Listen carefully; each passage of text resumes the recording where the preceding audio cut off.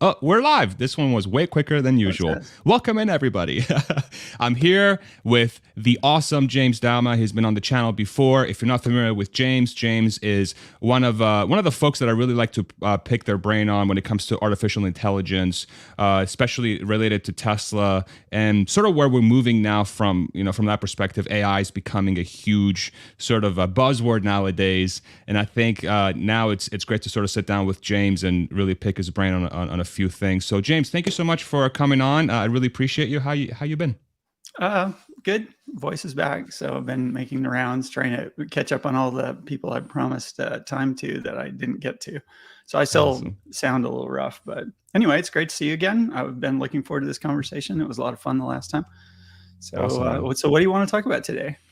Yeah, there's a few things that I want to pick your brain on. So the main one that I'll start is so I'm trying to think. Okay, I'm going to start with this one, and then I'll do the Tesla specific one. So the one thing that's been very interesting in the last couple weeks and couple months is that ever since this ChatGPT moment has happened, I find that 80% of companies are trying to squeeze in this AI terminology into a lot of their quarterly reports or how they're framing their business.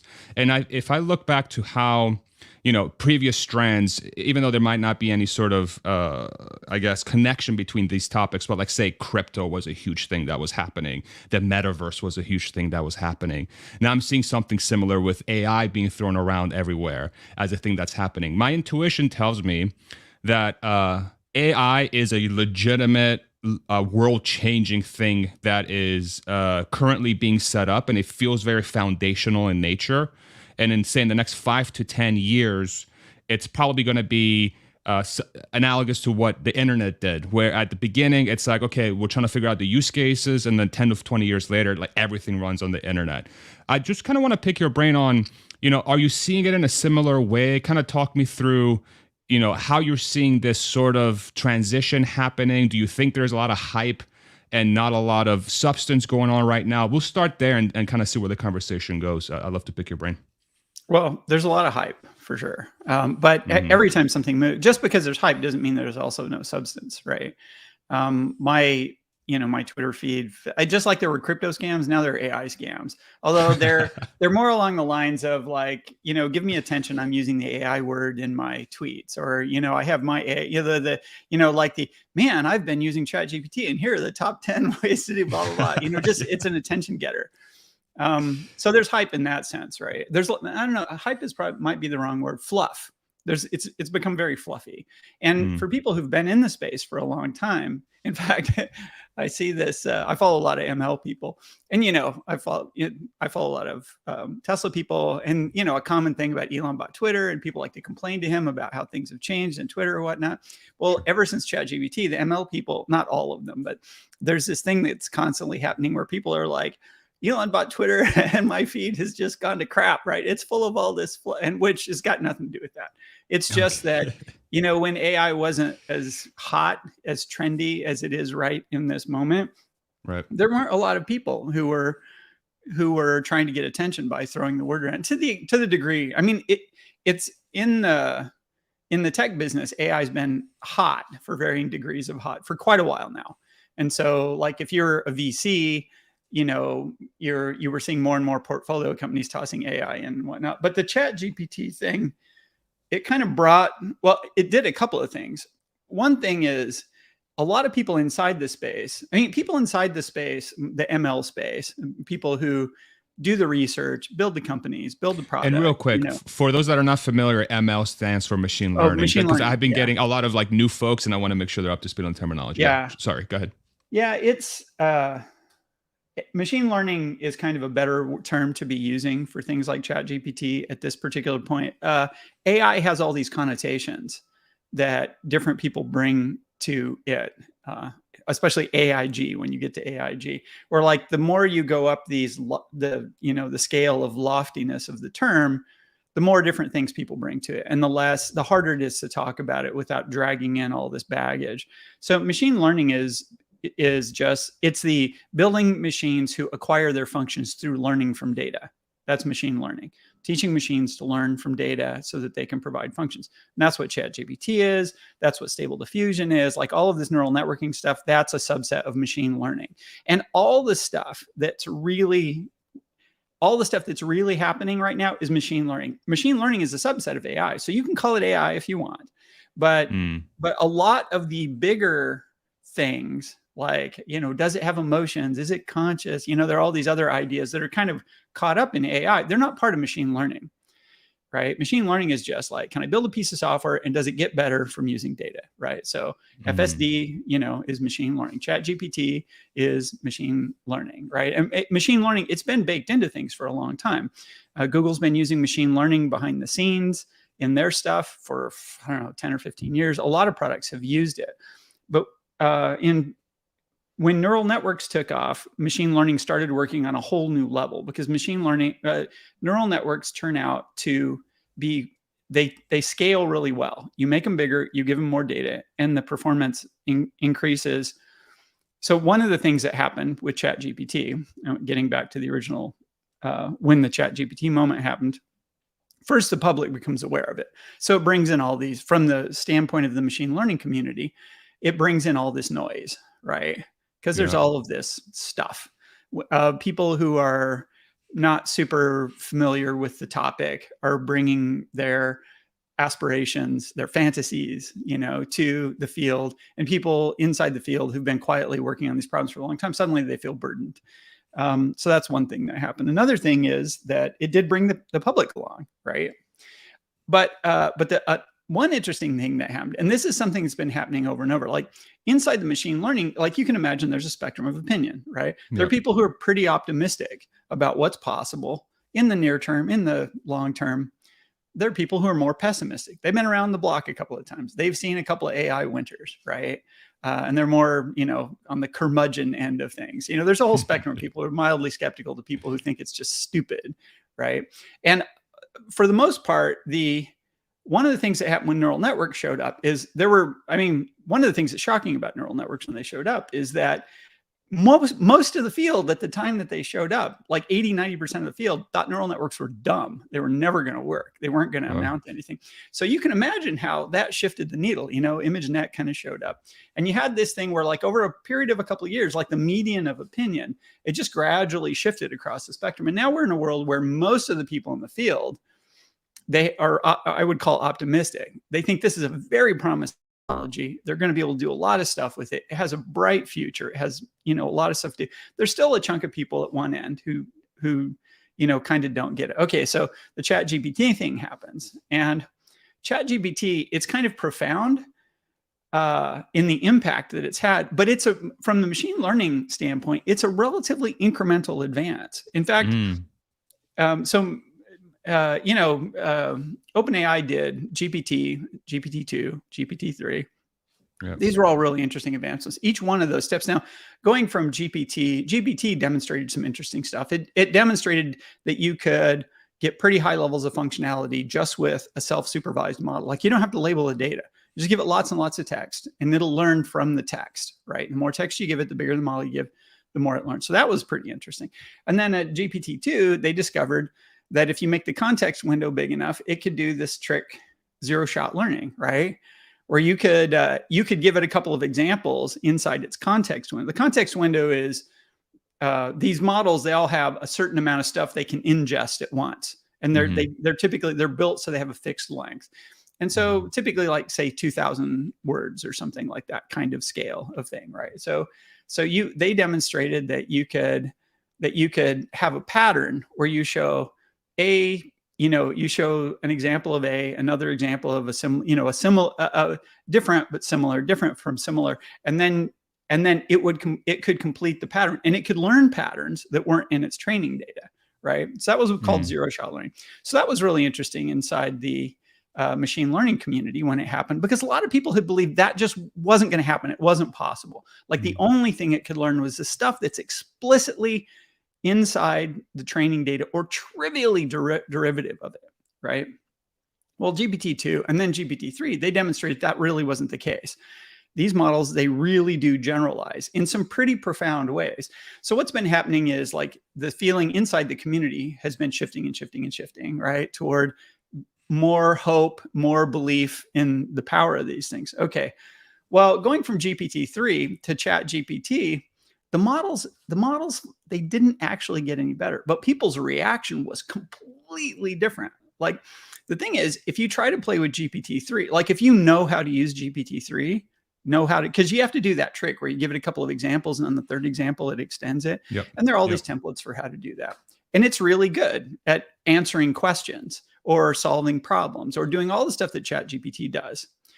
But the thing is, it wasn't easy for normal people to use it, right? So the beauty of ChatGPT is OpenAI found a way to basically get the model to assume in all of its interactions that it is not just having a conversation with a person, which is, I mean, because of all the ways you can complete a pattern, a conversation is one subset of those, right? Yeah, yeah. So like there can be like, you know, you read a passage in a book and then you do this, or you have half of a poem and you finish that. Well, there's a kind of text, which is a back and forth dialogue between two people. And so that's a subset of all the different ways that you can complete stuff. So you can have, so first of all, they got it to restrict its assumption to that. And then they got it to restrict its assumption further to where it's two people talking. Like, in other words, you're having a conversation with the machine, but the conversation is helping you. It's being helpful. It's responding to your queries, right? And I think it wasn't at all clear that this was going to be possible to basically narrow the way the model decided to respond to a prompt to that. But OpenAI did it, and they did it like really well. So now all of a sudden you've got this thing. The model isn't any smarter. It's not anymore. In fact, it's less capable than it used to be. You can do all these tests and you can show ChatGPT is dumber than GPT-3 is just on the raw stuff that it's got. But as a human being, you can relate to it the way you relate to another human being. You can ask it a question. You can tell, do this thing for me, do that thing for me. You can have, you know, you can have a helpful conversation. It can be supportive. It can respond to you kind of the way people do. And it turned out that it just triggered this thing. Now people can look at it and they're like, wow, this is amazing. Everybody suddenly has easy access to all the capabilities that were baked into this model, but were kind of hidden because you had to know the magic process. You had to go through these sort of convoluted things in order to get it to tell you what it knew or to do what it could do for you. Now you just talk to it like a person. So the breakthrough, I mean, it is, I guess it's a legit breakthrough in that it's a way of getting the model to assume there is a certain characteristic to the dialogue it's having. It is an assistant, right? And so in the older ChatGPT scripts, you can see this explicitly because they frequently start by saying, you are a personal trainer with this and this. And you know, and the person you are talking to is a client who has this problem, this problem, this problem. You know that they preface the dialogue by telling the model like what it is. In ChatGPT, you can still be helpful by doing that kind of stuff. Although the generality is getting good enough that it's getting to where it can figure out from context what the role is it's supposed to be playing. It doesn't even, I mean, it's still helpful to explicitly tell it what it's doing. Anyway, so in a certain technical sense, the models didn't actually get better. But what happened is the user interface changed in this really profound way. And it unlocked all this capability that the models have had for a long time, right? So an interesting thing happens. Like if you're a machine learning expert, right? You look at this thing and on the one hand, you're like, well, nothing got any better. And on the other hand, you're like, but man, my wife, my kids, my boss wants to use it. Everyone's using it. Like everybody can use it now. Like it unlocked this amazing technology, which we've had sitting there that we just couldn't open up. So it's been interesting to see the field respond, from my perspective, to see how the field responds to this kind of stuff. So is it legit? It's totally legit. Like, it's a profound tech like this. Even if we didn't advance beyond ChatGPT 3.5 or GPT-4, those things, like it will take a long time just to absorb the benefits that those things have. And as a side effect, they haven't stopped getting better. They're going to get a lot better. So there's this two compounding thing, but it's there. Like it really, there are so many jobs where if you do this job and you take the time to learn to integrate this tool into the way that you do your job, your productivity is going up 10x. And that's not an exaggeration. I mean, literally 10.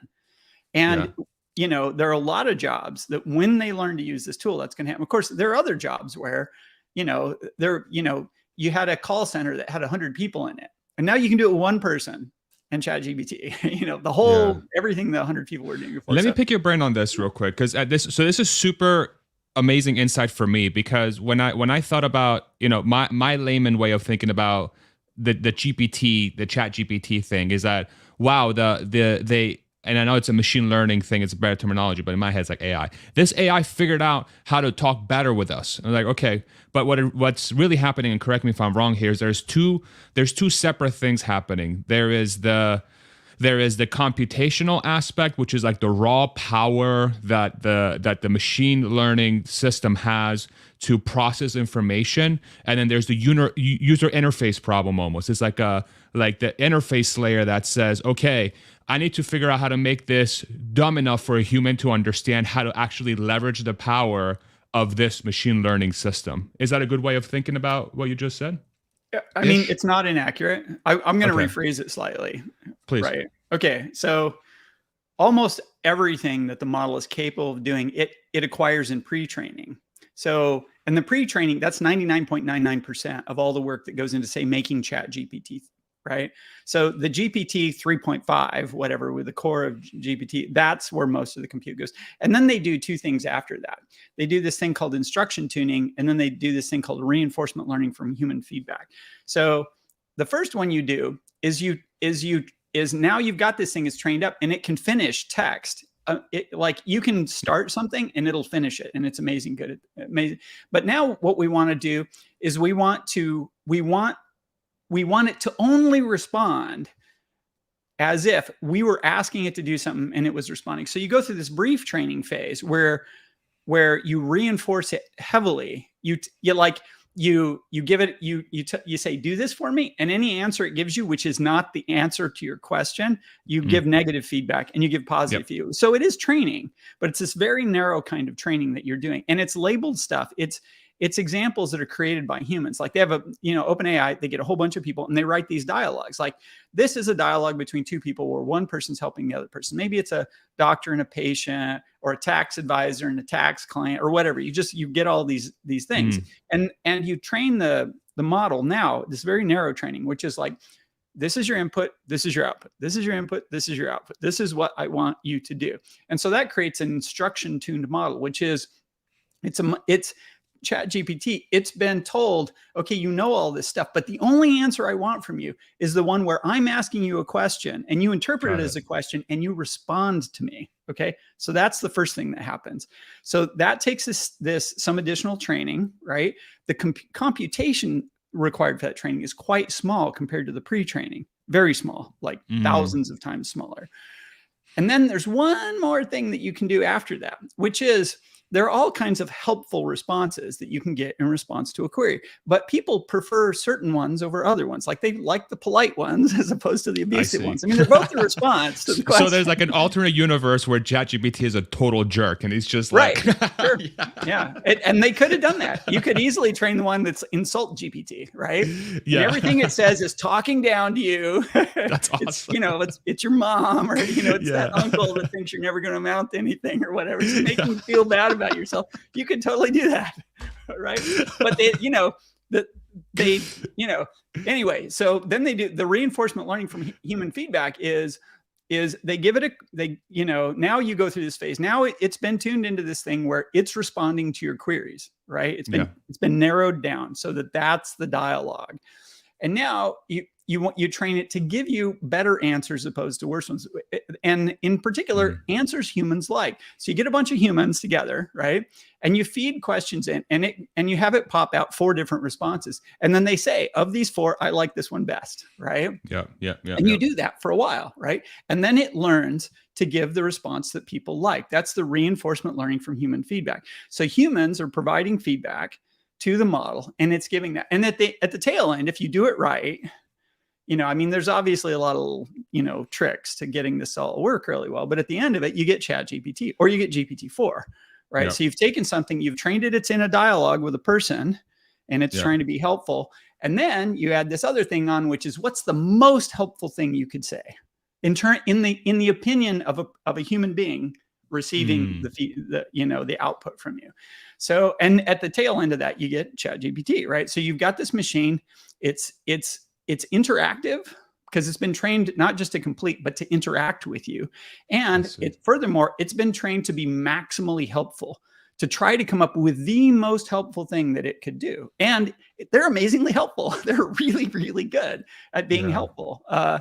Now, today, most of the examples of these things you see are responses to really, really simple things where you're like, write me a limerick, write me an essay, answer this simple factual question for me.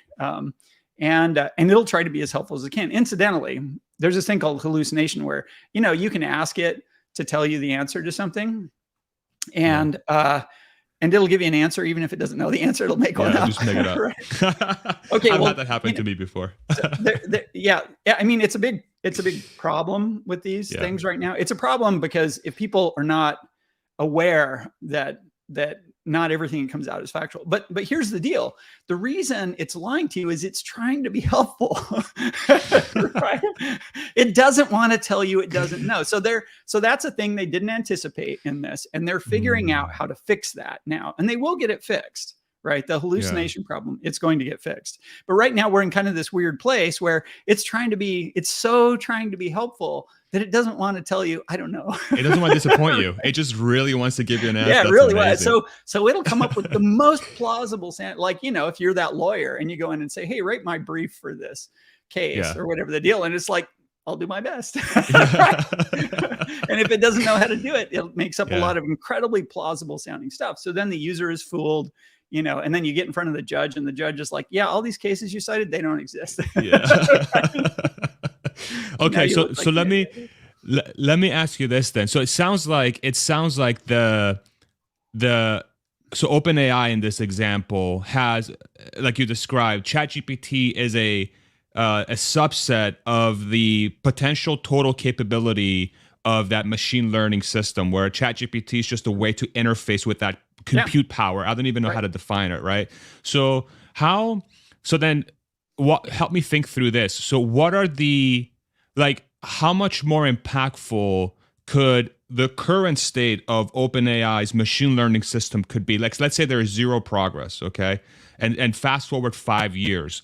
How many more things could come out just from that machine learning system that doesn't exist today, that maybe, and it's just kind of like me asking you to be an oracle in a sense, but I'm just trying to conceptualize, is ChatGPT really 1%, 1% of the total capability? I'd love to, so in a sense, ChatGPT is one really amazing trick that OpenAI figured out how to do with GPT 3.5. 3.5 is this minor, it's basically GPT-3, which has been around for years, right? So it's not new. It's GPT-3 equivalent models. They've been trained by lots of other people. First time it was trained, cost many millions of dollars. Recently, companies are retraining GPT-3 equivalent models, and for like $100,000 in like a day kind of thing. So the ability to do this stuff has come way down. Okay. The technology is going to go way beyond where it is right now. But even if it stopped right here, even if the only thing we had to work with was to build on GPT-3 equivalent models, because there are very likely, almost certainly, a very large number of ways to use these models aside from ChatGPT that is kind of similarly profound.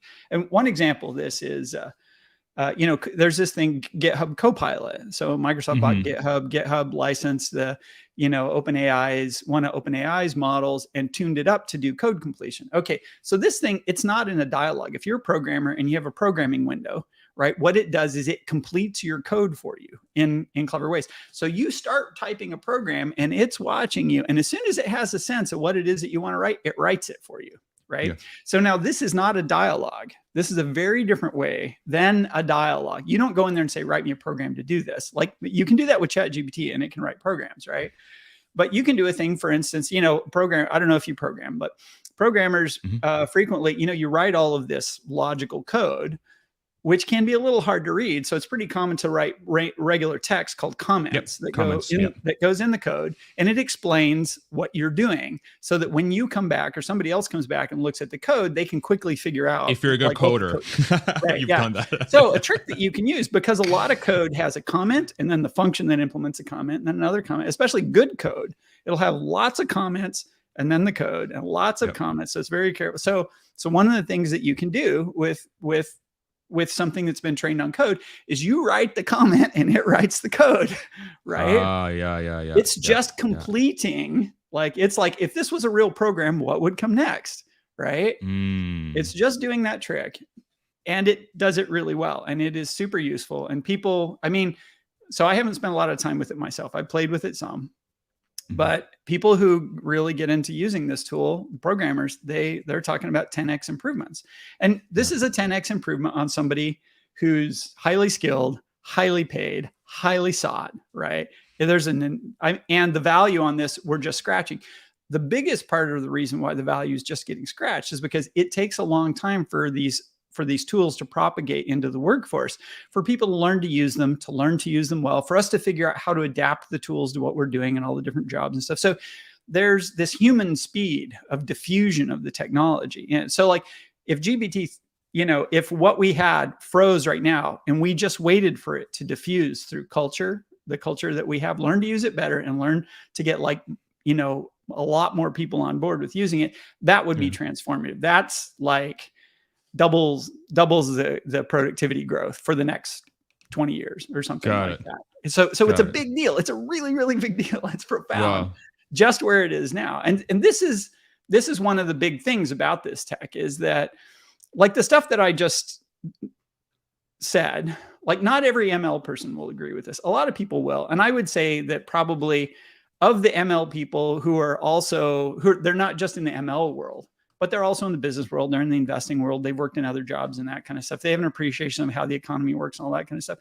I think a pretty substantial fraction of those people, probably a majority, would agree with what I just said, because, I'm a techno optimist, but it's becoming obvious enough that this is a really big deal. And as this tech makes its way into, the more areas that can use it, it's like this explosion, and it's still a pinprick. Like, it's got so far to go to expand. Wow.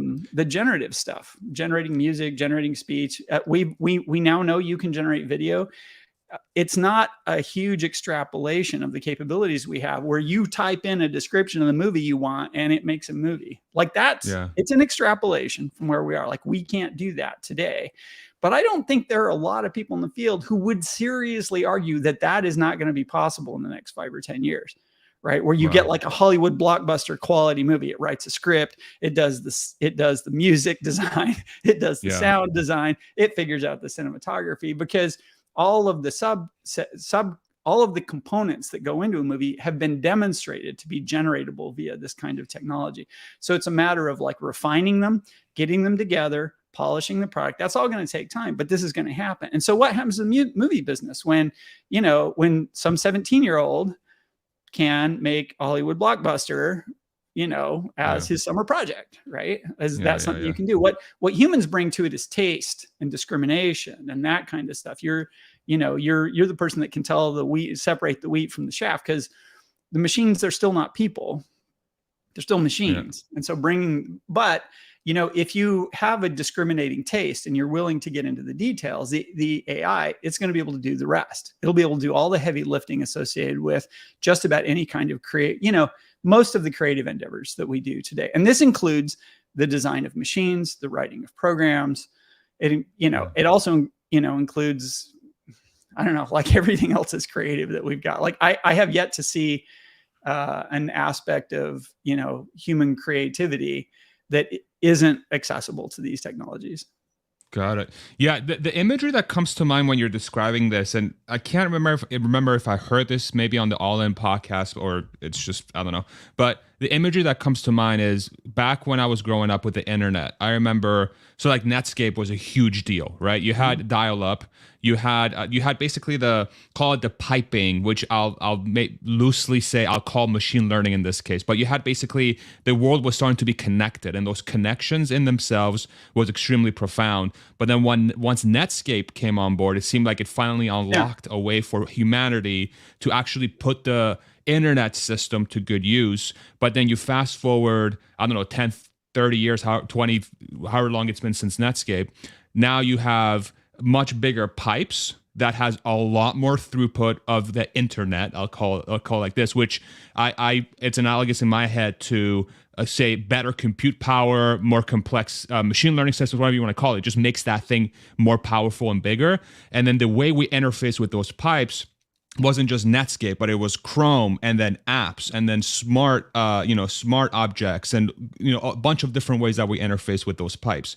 So to me, it seems like it very much feels like a dial-up Netscape type moment that we're now just listening to you speak, and then what's going to come down the pike is going to be analogous to that internet pipe getting much bigger so that you can have a lot more throughput, and then the ways we interface with that pipe is going to be multifaceted, not just Netscape. It's going to be a bunch of other things. Is that a good way of thinking about I think it's a good analogy. I think the analogy underestimates the impact, though.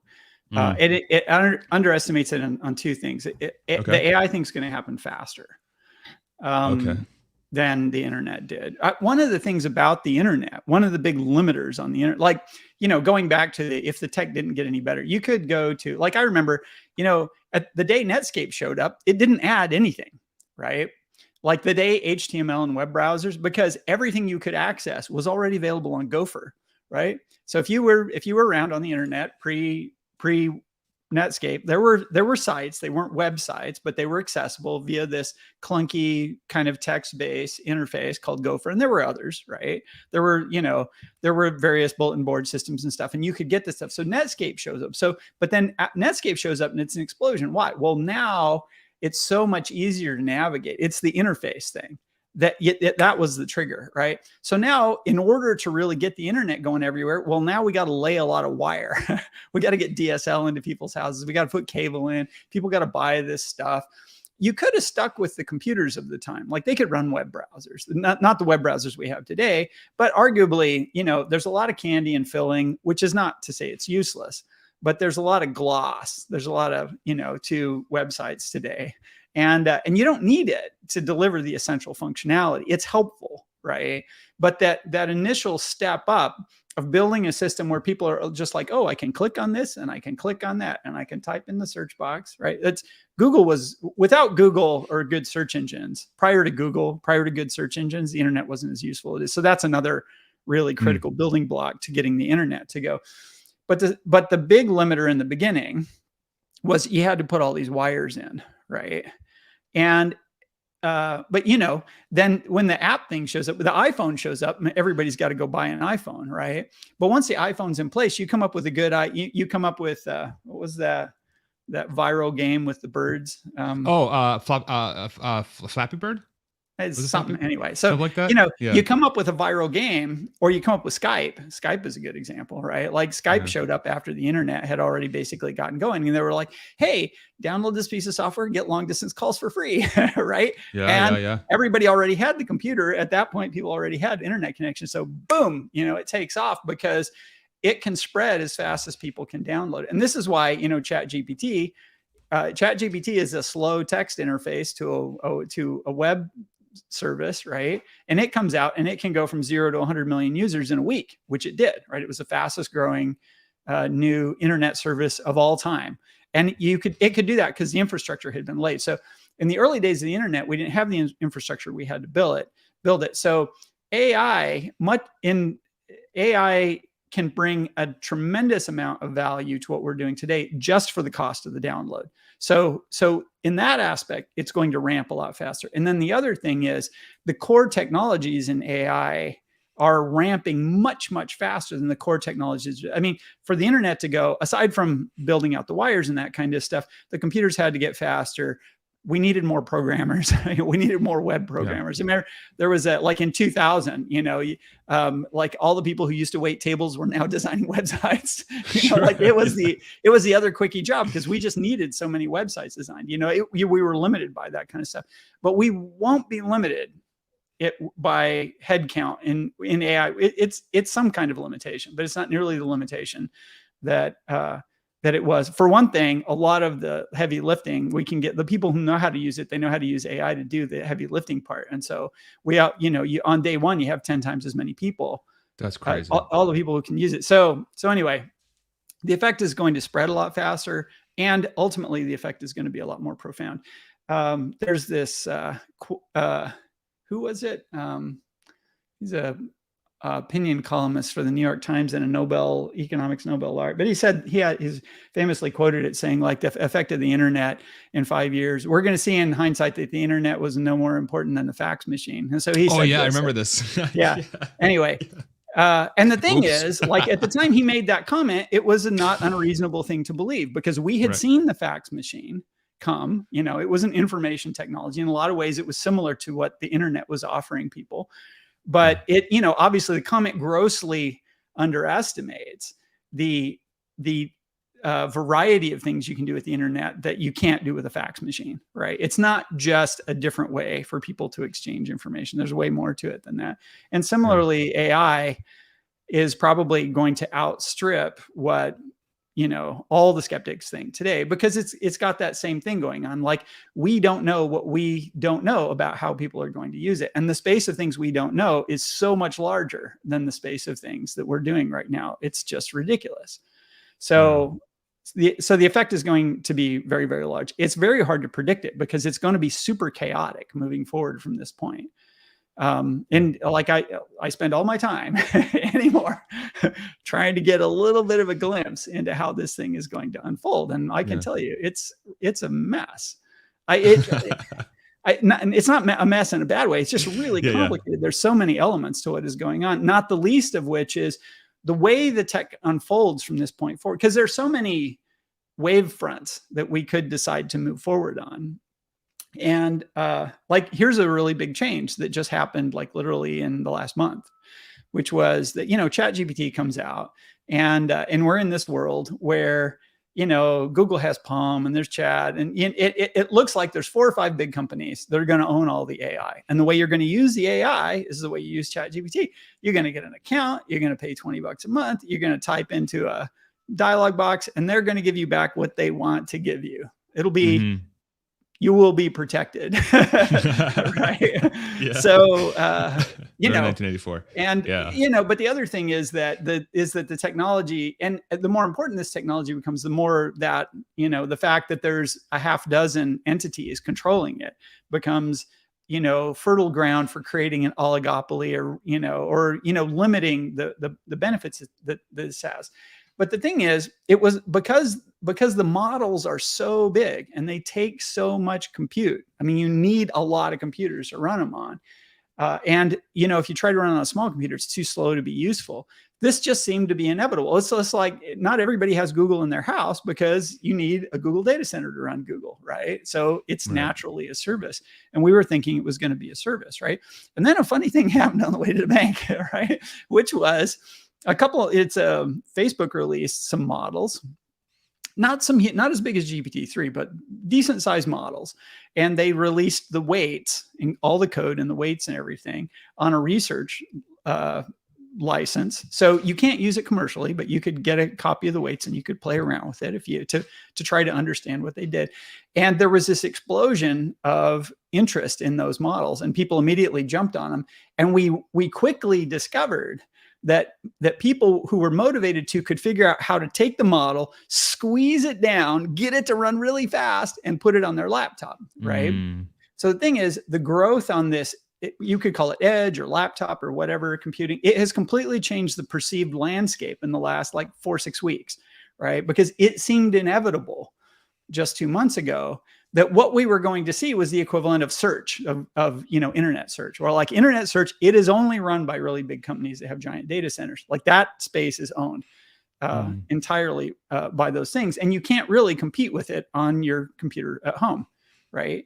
But now it looks like that's actually not true. Like that is not necessarily the way that these technologies are going to evolve forward, because we're learning that if you care, you can squeeze them down and you can make them run on a small amount of hardware. You just have to want that, and you have to bring a lot of cleverness to it. You have to bring the creativity and the resources of like the open source community, and because this is all being done by open source hobbyists. Like all the stuff I just described, it's not being done by researchers, right? Academics, they don't care about being able to run it on your laptop for the most part, right? They're writing a research paper and investigating, the fundamentals of how the technology works. Big companies, they may not make much money if you run it on your laptop. They would much rather run it in the data center, where they can keep them all in one place, tune it. It's easier to do have the updates and that kind of stuff. And you can guardrail the technology and that kind of stuff to avoid the negative consequences if something doesn't work out the way that you expected it to.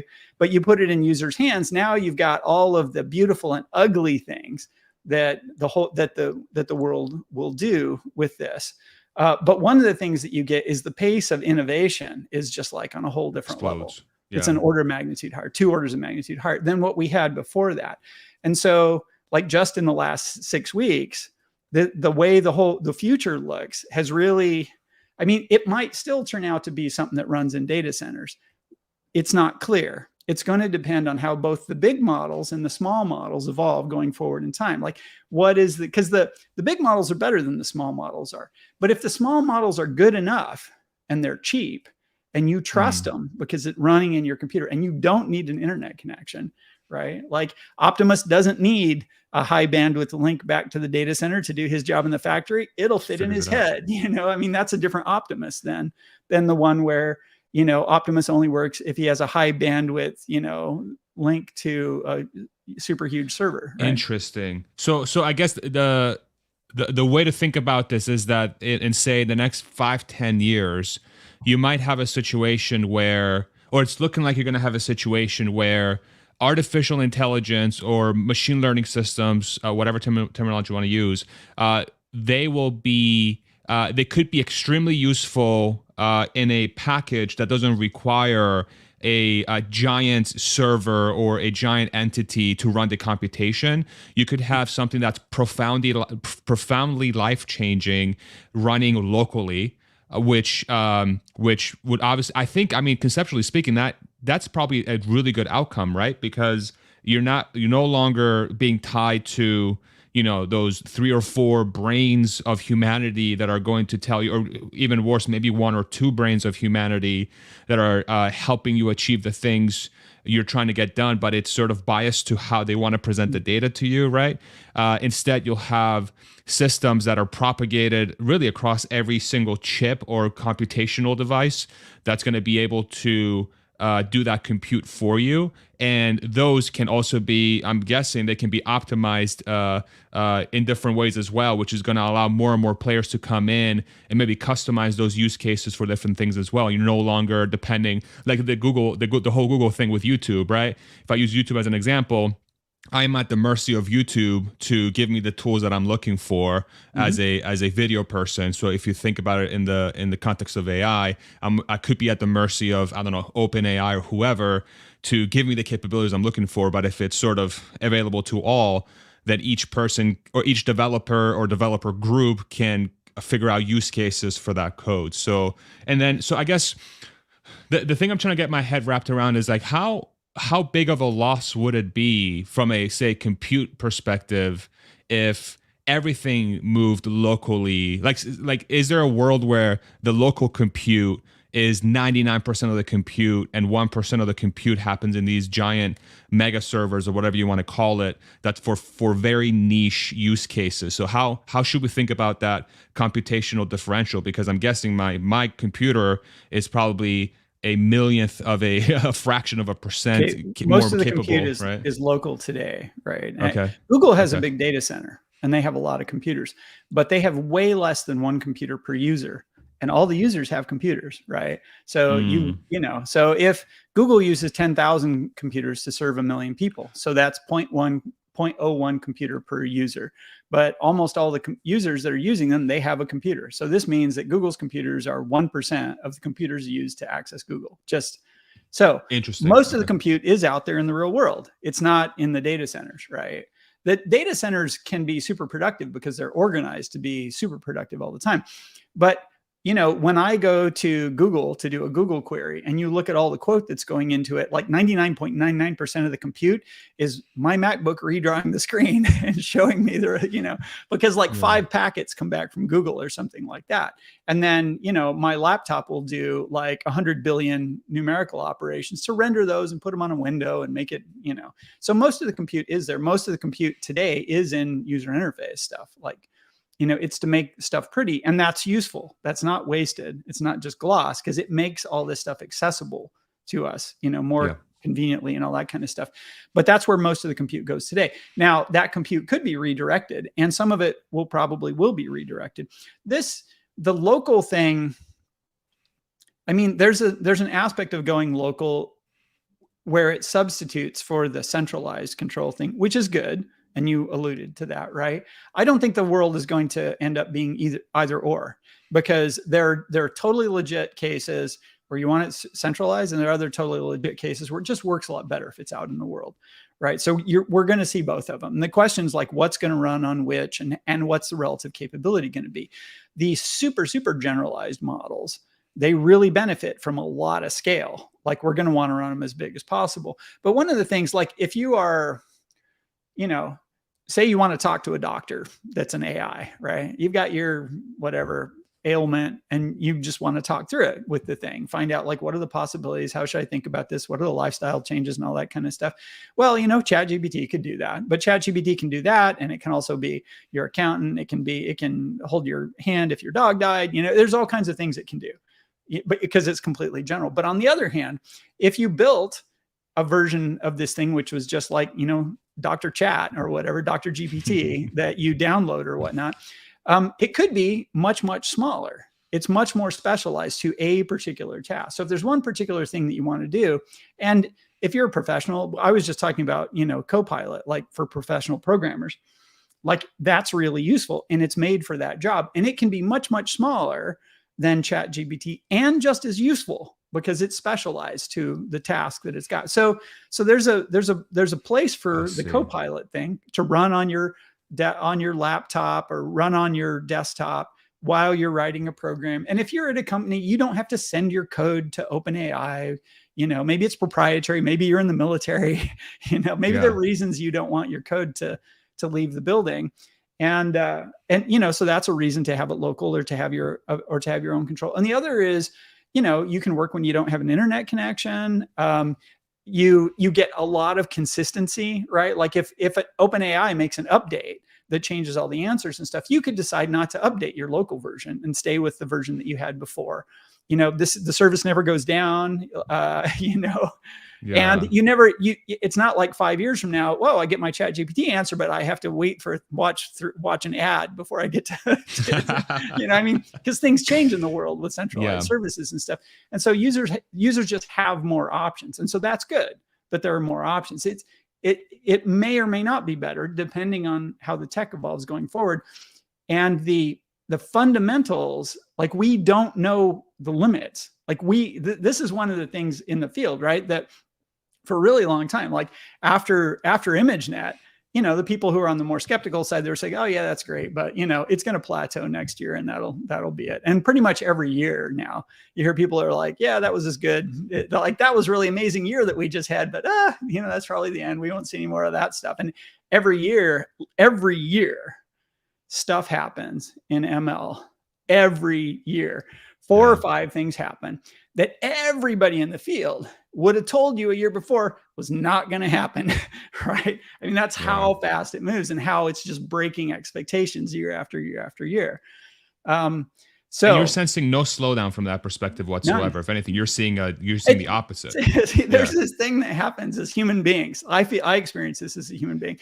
I see other people in the field do it too, right? This is like with FSD. You drive FSD, right? And you see the gains coming and that kind of stuff.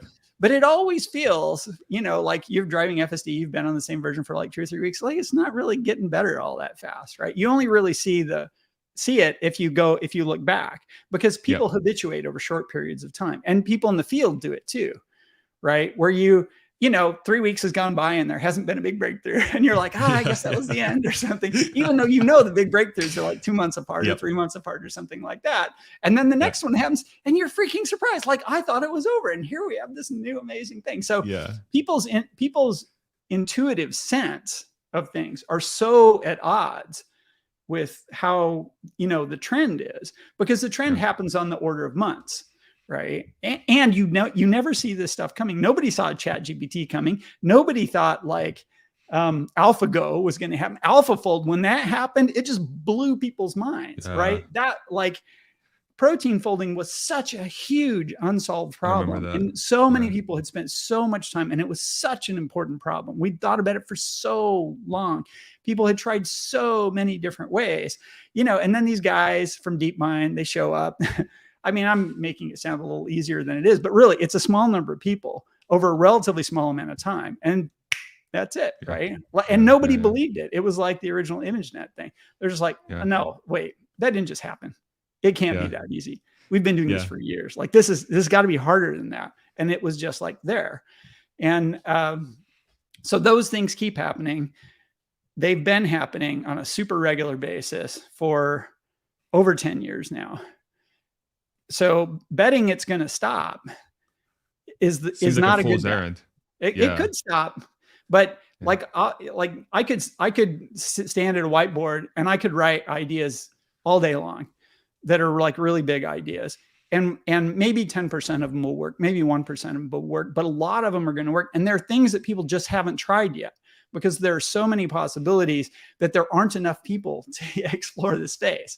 Right. It's like, we have this giant new continent of North America, and you got like 2 guys to explore it. And it's just going to take a while. Right. The fact that you're not finding stuff is no indication of the limits of what's actually there. It's just, you just don't have enough people to dig through it. So you're just, I mean, 2 guys exploring North America, how long would it take to find it all? Right? I mean, you would keep finding new stuff every day for like what, 1,000 years or something. Right? So, that's where we are. Although we're starting to harness AI to help explore the space. And one of the things is that the tech feeds back on itself, and you use it to multiply exploring the space faster. And that's actually part of what's going on, right? It's like the March of Nines.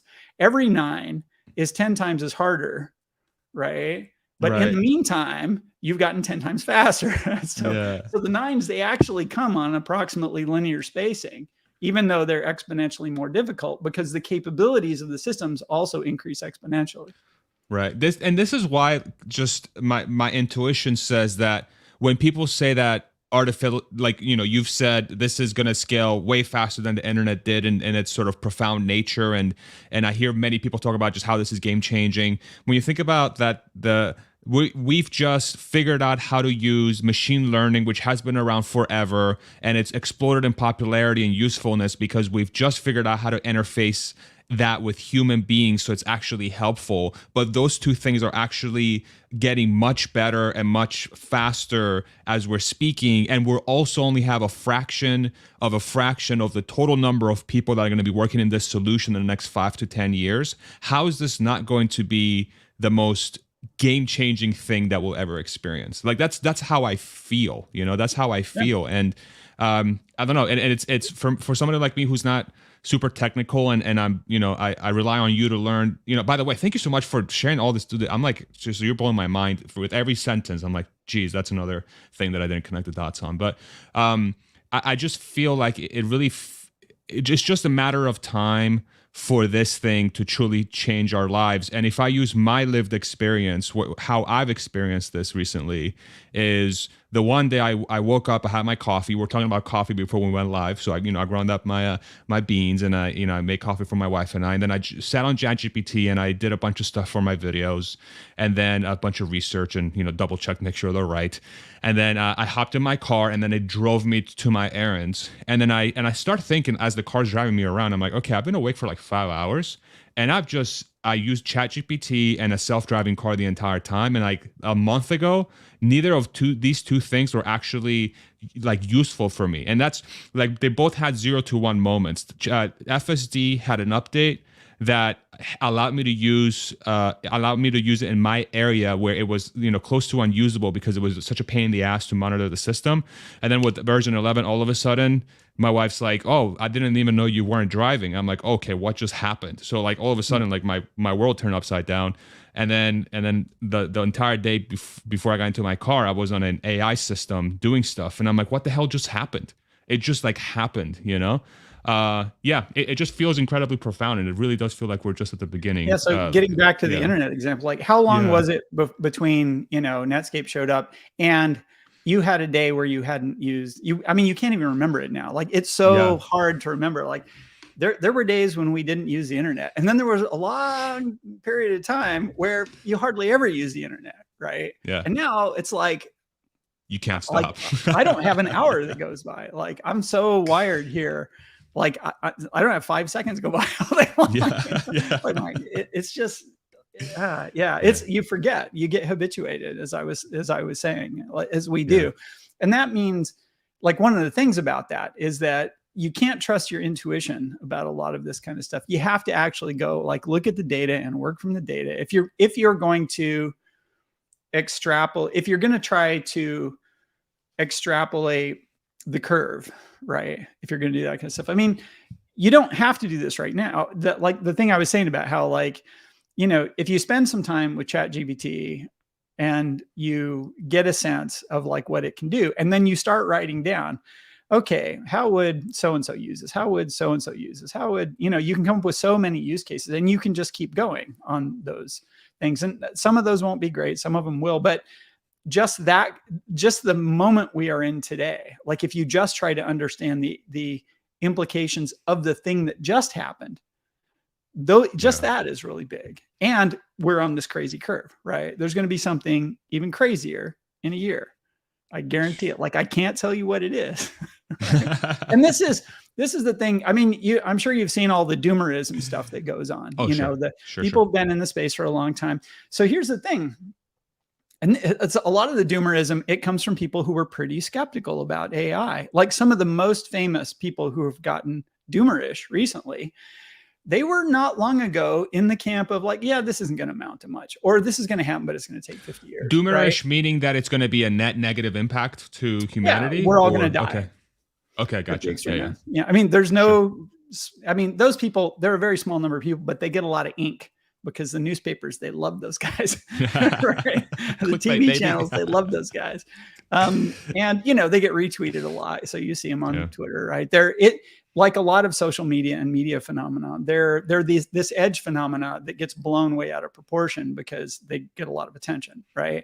Yeah. But very significant, very thoughtful people who've been in the field for a really long time have started saying things that basically boils it down to, I'm afraid. Like, this is scaring me. And I'm thinking that maybe we need to do, I mean, Elon, right? For a long time ago was in the, this trend scares me. And I would like us to be doing something to try to make sure, it stays under control. Because if you've been in a world, and this is not Elon, but this is like other people, that have sort of recently sort of flipped on this stuff of going from that's not going to happen to, holy cow, like, regulate us kind of world. They've gone through this emotional shock of it set in, like how fast this stuff is happening. And it's so hard to predict where it's going because like there's so many things happening at the same time in different directions, and they all interact with one another. So, it's not difficult to be frightened by what is going on if you're in the space, especially if you've been skeptical. Even the optimist people like me who we knew this day was coming and we were just waiting. Right? I mean, there are people who are in that space too, no shortage of them, right? Sure. It's kind of overwhelming. Like I was in a very strange state of mind for 3 weeks after ChatGPT came around, which is this kind of sort of can't believe it's real kind of thing. It's weird. It's kind of gleeful. Hey, it's finally happened. And there's this other part that's like, oh shit, it's finally happened, right? And they're both happening. They're both going on at the same time. But when you have a sense that there's this big thing happening and you're not in control and you don't know where it's going, it's kind of scary. And so for people who live in a world where they think everything's under control, they think it's a chain. I mean, my opinion is like nothing's in control, right? I agree with that. And like control is an illusion. And not just because life is stochastic, not because there's a lot of randomness in life, but because every individual and every significant institution is just really small compared to the world as a whole. Like the world has momentum, things happen in the world, and we're along for the ride. You know, that's a reality of most stuff. And we just get a sense that we have control. Well, if you're in a field and you think things are moving pretty slow, it's a lot easier to maintain the sense that things are under, like there are adults doing adult things and making sure it's all going to turn out okay. Right. And it's not, you know, I mean, the reality is like, if if you ever get in the room, this is what I've heard, you know, you get in the rooms, the halls of power, and you sit down with these people and you pretty quickly figure out, yeah, they don't know what's going on either. Yeah, that was, I mean, I'll tell you, man, I mean, I can speak from experience at what my previous employer, so this was before Tesla, amazing company, amazing mentorships, but one of the most amazing opportunities I got was being in the executive rooms multiple times a quarter, talking strategy and talking about where the company should go. And is all these folks that, you know, to this day I still respect, but these are all blah executive officer, vice president of blah. And this is in a very small sort of pocket of distribution, the total distribution network in the States. It's just a company that did really great in what they did. But I was like, wow, these people must be the most brilliant. They have all the answers. And then literally the first time I sat down and I'm like looking at the back and forth, I'm like, what's going on? Like I thought there was a lot of unexpected behavior where I'm like, wow, so it maybe they're just making it up as they go. They're trying their best, and if it works out, it works out. If it doesn't, it doesn't. And that was like my profound sort of thing that went off in my head. I'm like, I wonder where else this happens. And then the more I talk to people, it's like, oh, this is just human beings. This is and the ones where by happenstance, like maybe I think this is why Tesla or SpaceX is so successful. By happenstance, they have the right collection of people in that room to actually be much better than average, not perfect, but much better than average. And that's why they can create such a huge distance between themselves and their closest competitors. And so one would think that in the space of AI and AGI long term, the same dynamic probably will exist, but I'm curious how AI will actually help make better decisions as we go on the path towards whatever that singularity is. You know, it's just fascinating to think about. It's absolutely fascinating to think about. This is the best time ever to be alive right now. It definitely feels like it. It definitely feels like it. Let me shift gears to Tesla a little bit, because I do want to pick your brain on a few things, and then if you're okay with it, we'll do a Q&A. I know people have been posting questions. You cool with that? We'll bring up some questions towards the end. Sure. Yeah, perfect. Okay. So with Tesla, Elon Musk made a comment, and he said that Tesla has so if they were to solve something along these lines, I hope I'm getting this somewhat correct, and correct me if I'm wrong. I don't know if you heard this, but he said if Tesla were to solve the GPT problem, would be able to solve it relatively quickly. But if the GPT companies were going to try to solve the vision problem, they would be like, forget it. There's no way they would be able to do it, which kind of showcases how far ahead Tesla is from that perspective. So try to like compare, I don't know, the complexity and how much more compute power they have. I don't know how to think about that. So can you help me sort of frame that in my head in a way that's digestible? Like give me a little bit of help. That's less of a profound, I mean, it's an interesting comment, and I can rephrase it for you slightly. So what Elon basically said was, he's in an interview and he gets asked a question about, Tesla's status relative to OpenAI, on that kind of thing. And he responds with this observation, which I totally agree with, and it's true. And I would be willing to bet people at OpenAI would agree with it too, which was, well, if the Tesla FSD team and the OpenAI team had to switch jobs suddenly, how long would it take the Tesla team to do what OpenAI has done? And how long would it take the OpenAI team to do what Tesla has done so far?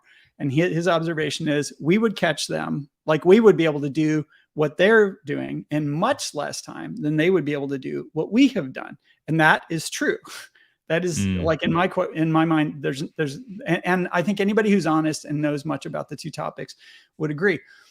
The main reason for that is because there a lot of the results, like a lot of what OpenAI did, like the world knows how to do it. Like lots of people, aside from OpenAI, make these models. They're not quite as good as OpenAI's. They're definitely ahead. But the core code and the techniques are simple. It's taken a long time to figure out what those techniques are, but now everybody knows them. Not just OpenAI, they have a few secrets that people don't know, but the overwhelming majority of the really important stuff is public and everybody knows it, right? Whereas, the FSD problem, it's not we wrote this 300 lines of code and that's driving your car. It's like many, many, many systems, and they interact in really complicated ways. And these are all the result of all different kinds of painful lessons and stuff. That is, the path to getting here has required all kinds of stuff, not the least of which is a million cars out there driving on the road, doing this stuff, testing it for you, doing the feedback. Like, if OpenAI wanted to do what Tesla's done, well, first, they got to start a car company because they need 1 million cars, right? And then, they have to take on this very messy, complicated problem, because in a lot of ways, the language problem, it's kind of purer. It's kind of clean. We're just got tons of language. We're going to feed it into a relatively simple algorithm. Like the underlying algorithm for transformers, dead simple. It's really easy. Like the pseudocode is like a page or something like that. It's really small. And then there's just the question of like buying enough computers, scaling up, figuring out how to get them to all work together, figuring out lots of little dirty tricks associated with getting it to run well and that kind of stuff. And then evaluating, like there's a bunch of knobs that you turn to like sort of figure out what that is. But not just OpenAI, but the whole world's been working on this. And lots of other people have contributed to it, which is why Facebook, they make tons of their own models and they don't need OpenAI at all. And Google, they make tons of their own models. And these other entities, they're arguably as good. And even though they're working totally independently, they're all working from the same public knowledge. They all have a little bit of secret sauce. They all have these resources. So if Tesla decided to do that, well, they can draw from the public well, go out there, buy a bunch of computers. I mean, they've already got a bunch of computers, right? And start doing that thing. So Tesla could pretty quickly build a ChatGPT kind of thing, where quickly is not 3 weeks. Quickly is like, 2 years or something like that to like get up to scale and do that kind of stuff. OpenAI, if they tried to do FSD, that's 5, 6, 7 years, maybe something. So that's, it's a way of thinking of contrasting these two efforts. Like FSD is a really, really different kind of problem than ChatGPT is. And it requires a whole different set of infrastructure, some of which is very complicated, a lot of very specialized skills, and tons of experience and all these little nuanced things. And ChatGPT, I don't want to trivialize it. It's not, it's quite an accomplishment, but it doesn't have the messy variety of critical things that go into FSD. And those things, they just take time to do, right? I see. Okay. So that's helpful to conceptualize. I think so I have another question for you related to that. So specifically on FSD. So when Elon says we're moving towards everything neural nets, so like everything is going to be handled by the machine learning system, or it's not. The way I think about that is that it's not going to be a line of code that a human wrote for it to make a decision, like an if then else, some sort of statement, like if this then do this, else do this, and then you nest them and whatever, however they're writing that.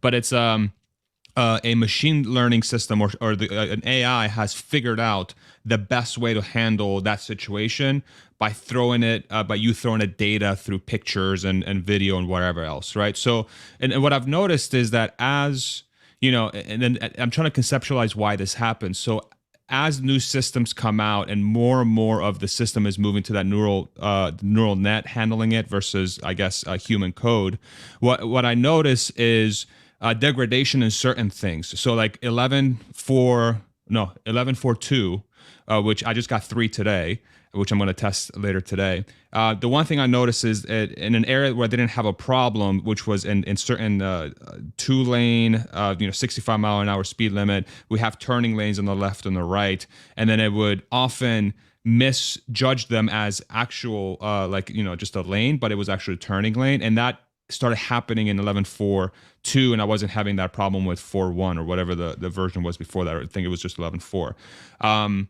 So is that a function of them yanking out the human code, and then the neural net just hasn't figured out exactly how to handle that, and those glitches is just the neural net not having enough data from the road to actually say, hey, I shouldn't have been in this lane, and them yanking the human code is actually showing that weakness? Is that a good way of thinking about it? Because I'm trying to conceptualize in my head, like, how does this happen? Because I would think if the neural net's taken over, then everything's better, but that's not usually the case, right? That can't be the case if there's degradation. There's probably something the human wrote that handled that specific corner case. Help me understand it a little bit better. Yeah. So the thing you just described, it does happen. I don't think it's happening in the particular problem that you just described, but it definitely happens. The arc of this thing, right, is that when they started out, they had very little neural networks doing very simple stuff, and they had a lot of heuristic code, like stuff written by human beings, to basically take the output of those neural networks and turn that in and go through a process where you figure out how to press the brakes, accelerator, turn the wheel, right? And you start out, and Andre did a couple of talks on this early and then later on the thing, where he talked about how the neural network, it was just basically as it becomes, it gradually eats the stack. So, and that's a way you can think about it. I don't like that exactly, because it kind of implies that what's happening is the neural network is replacing like these heuristic functions with like equivalent things, like the same thing is going in. A better way to think about it, in my opinion, is that you need, if the output of the neural network is very simple and not very reliable, then you need a lot of code to clean it up and turn it into things that can safely drive a car, right? And as the neural network gets better, well, one of the things that happens is it gets bigger, right? But the other thing is it's providing more useful outputs that are easier to interpret and more reliable. So you need less and less code to manage that and turn it into a safe driving experience. And of course, the end game of that is eventually you have something where you need essentially zero code in the path, right? Where, you go from the camera inputs and it's neural network all the way up to the point where it turns the steering wheel, right? Now, that doesn't mean there's no heuristic code. In fact, the neural network itself, like all the matrix multiplies, those are implemented in heuristic code, right? Okay. I mean, the thing the neural network is doing is it's doing this huge statistical analysis of stuff that's going on. You could call it statistical, in order to determine like what the best course of action is.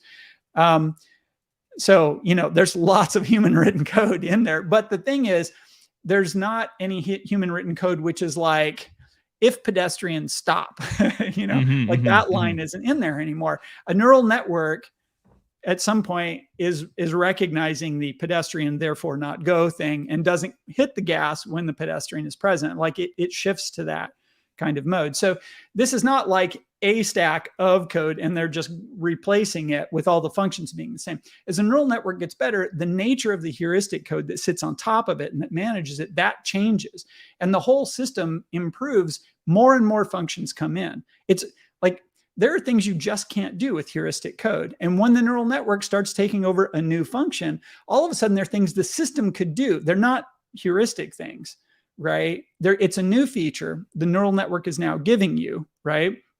And because you've got this new feature, maybe there's some heuristic code you had before that you don't need anymore, right? And sometimes in the bigger rewrites, what you get is a thing where the nature of the output from the neural network, now the output from the neural network, I haven't looked at the neural networks in a long time. Like I used to look at them when they were easier to read, right? And the last time I looked at them, there were like thousands of distinct things coming out of the neural network that the heuristic code would use to make decisions. So it's no small space of things. And some of those things are this giant brick of like, here's a map of this 3D space and all the objects and said, that's one thing, right? That's not thousands. So like there was a lot of stuff coming out, and it took a lot of code to digest this, turn it into useful actions, figure out if it's reliable and all this kind of stuff that's going on. And as the neural network goes up and up, in a sense, the stuff that comes out is simple. And the ultimate simple is like, turn the wheel right. That's when it's kind of condenses down to the end. So it's this process. And instead of thinking of, the major revisions, they're not trivial tweaks to the system. They're substantial architectural changes where things that were done in the previous version, they're still being done, but they're being done in a really different way. And additionally, there's new stuff we're doing that we weren't doing before. And the first time it goes in the car, you don't know how well it works, right? Because you've tested it on 100 employee cars for a couple of months or something like that. And then you turn it into the fleet and real people use it. And now they're using it in Des Moines and Detroit, whereas before it was just like awesome in California, and you find all these ways it didn't work. So you quickly go through this iteration of like, first you slap on guardrails so nobody gets hurt, right? And then you try to figure out, what do we do to make it better? What do we do to fix it? Can we fix the problem in this version by changing the heuristic code a little bit? Because we're not changing the neural networks now. We're just changing the heuristic code. Sometimes you're like, well, we could add some more training data and we'll put that in the pipe. And three revisions from now, when a new neural network comes in, we'll get the fix or whatever. And in the meantime, we need the Band-Aid, right? Yeah. Okay, so the problem that you were just talking about, like I see this all the time. It's the biggest pet peeve I've had in the system for quite a while. So I think that what we've got happening here is the neural network. It used to be this thing where the nav system is independent. The thing that decides what the route is, it's like Google Maps. It just basically takes a map, it runs this A-star algorithm or whatever, and it creates the lowest energy cost pathway through this matrix of roads to figure out where you're going, given the weights and that kind of stuff. And it has a map of interconnectivity of all the road segments that it navigates, right? Now the car drives, right? And you get to intersections where the car looks at the intersection and it doesn't see the connectivity that's in the map, right? It has to make it different. In fact, I was just speaking to my brother-in-law. We were just talking about this example that he's got where, you come to this intersection and there's a freeway, it's a wide intersection. Like there's 4 lanes going this way. And then the ramp to the freeway is on the other side. Well, technically the ramp connects to the intersection. So you could drive all the way through the intersection and then turn right and go on the ramp. And that's what all the humans do. They come to the light, they want to get on the freeway, they drive all the way through the intersection and they hit the ramp. And in fact, the navigation data, it shows that freeway connected to this big open space of this ramp, right? So, but the car gets to that. And the first thing it's got to do is do its turn. It knows it's turning right. So it turns right. So now it's gone through the intersection, but the connectivity ramp, the connectivity map says the ramp connects to the intersection, but it doesn't connect to the road after the intersection. Now, as a human being, you're like, that ramp is 500 feet long. I got plenty of time to move over there and get on it, right? And that's where the route goes because that's how the nav routed it, right? But the car can't do it because the way it's written is it has to do the right turn and then it has to go to the ramp. And once you do the right turn, you can't go to the ramp because that's the way the map is built, right? Oh, wow. Okay, so there's all kinds of things like this. And it happens at this intersection because it's just kind of a weird intersection, right? Okay, so the fix for this in the long run is to get the system to see the roads more the way people do. We see them as continuous. Like they've got this language of lanes thing that they use in intersections, which is great.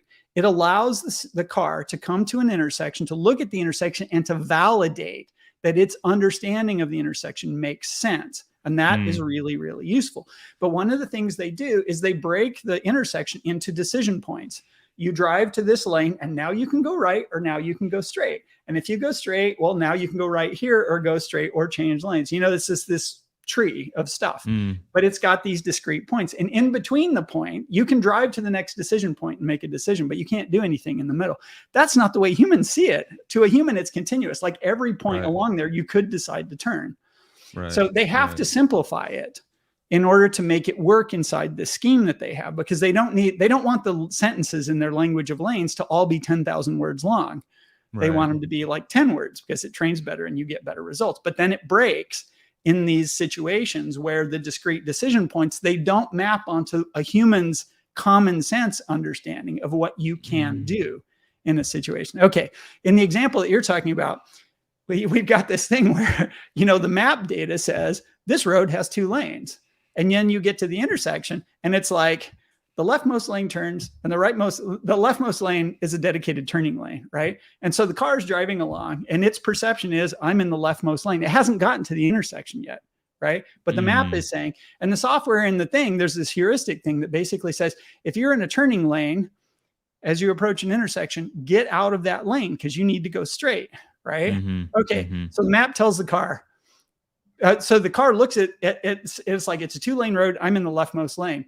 And the map data says the leftmost lane at the intersection, it turns left, right? It's a dedicated turning lane and you must turn. So the car, it hasn't gotten to the intersection. It's like, I better move to the right so I'm not in the turning lane before I get there. So as a human, you're like, what is going on, right? And the mismatch is that the road is 2 lanes, but it's 4 lanes or 3 lanes when you get to the intersection. And so where do you make that decision? Okay, if the perception system in the car is good enough that it can see that lane that's going to turn, it's a turning lane that doesn't exist yet and will exist. And I don't have to get out of this lane because I won't be in that lane when I get to the intersection, right?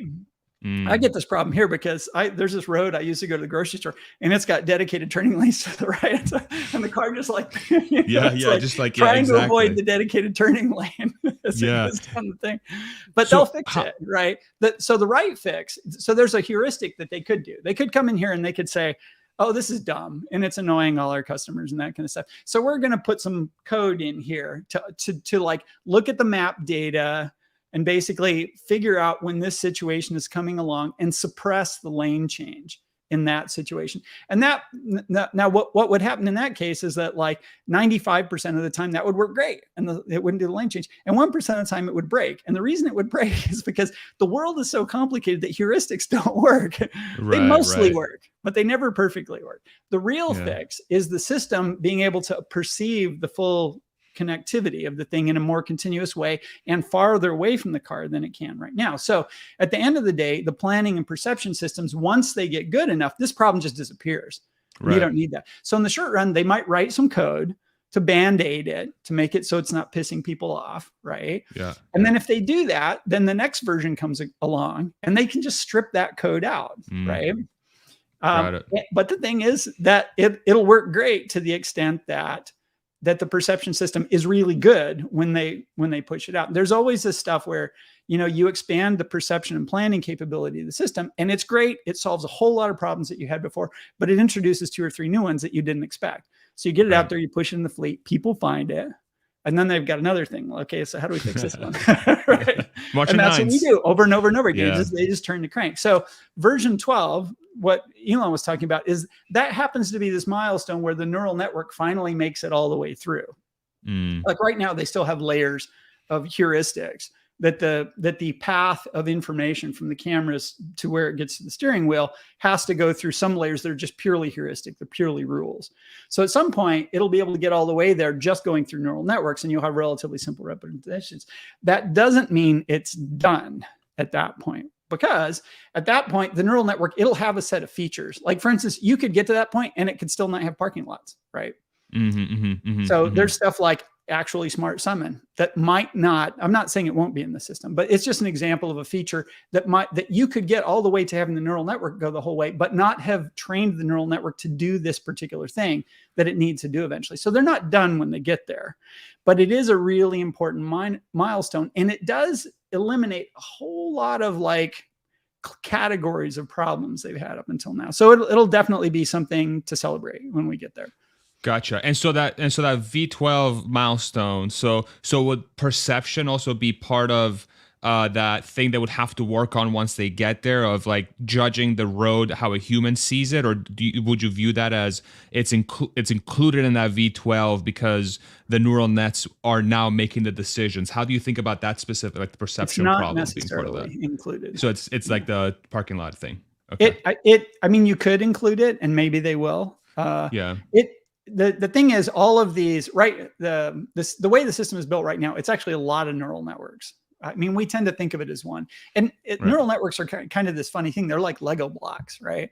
I mean, on some scale, they're individual Lego blocks, but on another scale, it's like a Lego thing, you know, that just has a whole bunch of blocks, because the neural networks, they'll have lots of inputs, lots of outputs. And if all the inputs and outputs go to other neural networks, then the computation of the neural network itself is indistinguishable from it just being a single neural network, right? So, but the way that the system had been built is, I'm sure still being built, is that they have a lot of blocks that they kind of take out and they train, because for various reasons, or they might train it in situ by giving it, they basically will, in the training of the neural network, then this one block, they know it'll work better if they give it this piece of information that it doesn't have when it's in the car. We're just going to use this for training, right? So you've got all of this sort of interconnectivity and these boundaries that are built into the network that are used to give the team finer control of how it trains up and how it behaves when it's trained, and that kind of stuff that aren't necessarily present in the vehicle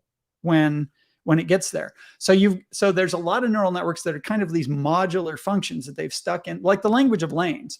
They didn't train that into the existing thing. They took a neural network, right? They built a neural network to do the language of lanes part, and then they slotted it into the existing neural networks, like between a couple of other layers, in order to do a thing that used to have some heuristic code in it for making the decision, right?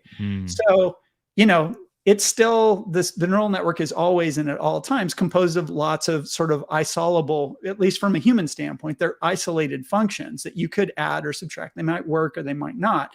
When they first get to the point where they can go all the way from the input to the output without going through heuristic code, that doesn't necessarily mean that every conceivable block has been added at that point. Gotcha. It might be, or it might not be.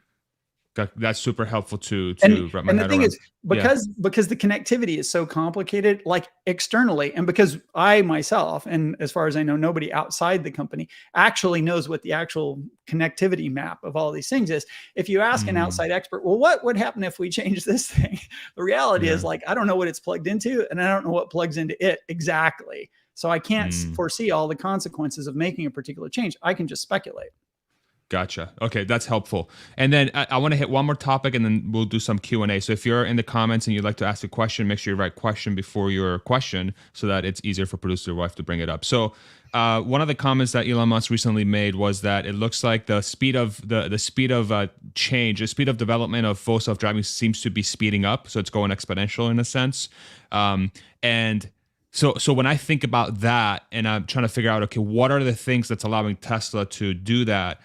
Tell me if I'm thinking about this correctly. So I'm guessing going single stack probably helped them sort of make changes or develop that system a little bit quicker, because they're not dealing with two disparate systems and how they interplay with each other. They actually have one system now. So you tell me if that was big or not. And then how much data they're getting from their fleet as the fleet grows exponentially. That could be one. And then the compute power. I don't know if Dojo is going online. That could be another huge one. And then I would also love to hear how big of a deal. So once they go V12 and everything up and down, through the whole system, it's neural nets, how much would that also increase their ability to sort of iterate? So kind of like, can you rank order those four for me? So going single stack, the amount of data they're getting from an exponentially growing fleet, Dojo coming online, and then V12, everything. Like, which one of those four is going to allow them to move the quickest? Which one's the most fundamental change to how they're developing the system? I would say there aren't like big things that dominate being able to go faster. Every single one of the kind things of play together.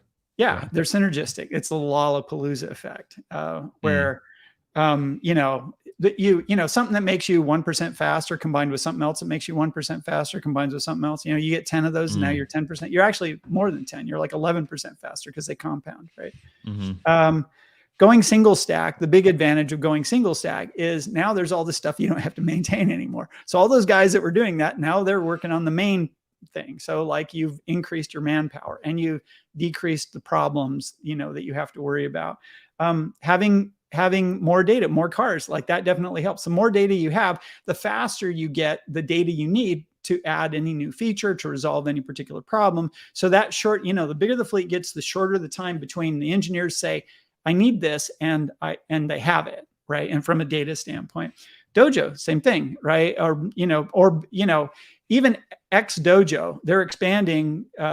Elon said at the beginning of this year that their data center is growing 10x in 2023 and another 10x. So between the beginning of 2022 and the end of 2024, they're going 100x on their data center, right? Yeah. So even X Dojo, they're putting a lot more compute in, and that compute is immediately useful because so much of the stuff they do is compute limited, right? Compute limited in the sense that, an engineer, they've got this thing, they made this change and they want to test it. They push it into the test cluster. The test cluster back tests it on 50,000 things. Now, if that takes a week, that engineer's got to wait a week before he proceeds that feature. If it takes 3 days, now he's only got to wait 3 days. So that's also faster, right? Some part of it is going to be the system just getting cleaner and simpler.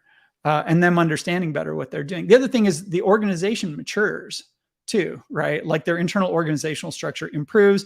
They figure out what works and what doesn't work. They redirect resources to places that need more resources from places where they have relatively excess resources. So all of these things are synergistic. Incidentally, it's always been exponential. It's just that the exponent increases. There's one thing about being at y to the 1.5, and as soon as y to the 1.6 is faster. And the thing about raising the exponent on an exponential process, 0.6, 0.7, 0.8, is like every single little increment is a really big difference in the pace of change. But it's continuous, right? There wasn't a time when it was linear, and then it became exponential. It's always been exponential. Just like I had this conversation with somebody the other day. GDP is exponential, right? Interest rates are exponential. They don't feel it because it's slow compared to our perception. And FSD is definitely exponential. It's been exponential for a really long time. It's just that, it changes on the perceptible changes to a user happen on the scale of months and years. And we habituate on days and weeks. So even though it's there, you don't see it unless like if you're a YouTuber and you go back and look at like your FSD videos from 2 years ago, you're like, wow, boy, it really changed. But there's never a day when there's rarely days when every once in a while they ship these discontinuously amazing, updates. And they always have a lot of bugs in them too, right? But, of course. But you're just like, wow, this really basic behavior just got a lot better, right? Yeah, absolutely. Dude, thank you so much for the insight you've given us. Super, super helpful for me to really think about this AI stuff going forward. Thank you for shedding some light on the FSD stuff as well. I could ask you so many more questions, but I want to be respectful of your time, and I definitely want to get some questions in from the audience. To everybody who's sent in questions, and especially super chats, thank you all so much for supporting the channel. The beer fund grows, so next time I see James, I'm going to have to get him nice and drunk on IPAs. How about that? All right, let's go ahead and pull up the first question from Producer Wife. Producer Wife, go ahead and pull them up. From Bimmer Geezer, $25. James, the greatest guest on YouTube chats. There you go, man. You. Very kind. That's awesome. We'll make sure to put that 25 to good use. Ryan, thank you so much. $5. You're very James Douma, you're very bullish on the future of LLMs, large language models. Is Tesla your best bet for the largest beneficiary of these predicted improvements? Yeah, that's an interesting question. So Tesla, like as we were talking about the language of lanes thing, that in a sense that's Tesla using some technology that comes out of the LLM transformer space. It's not an LLM. The underlying technology is really similar, so they do benefit from that. Most of the FSD doesn't benefit directly from LLMs.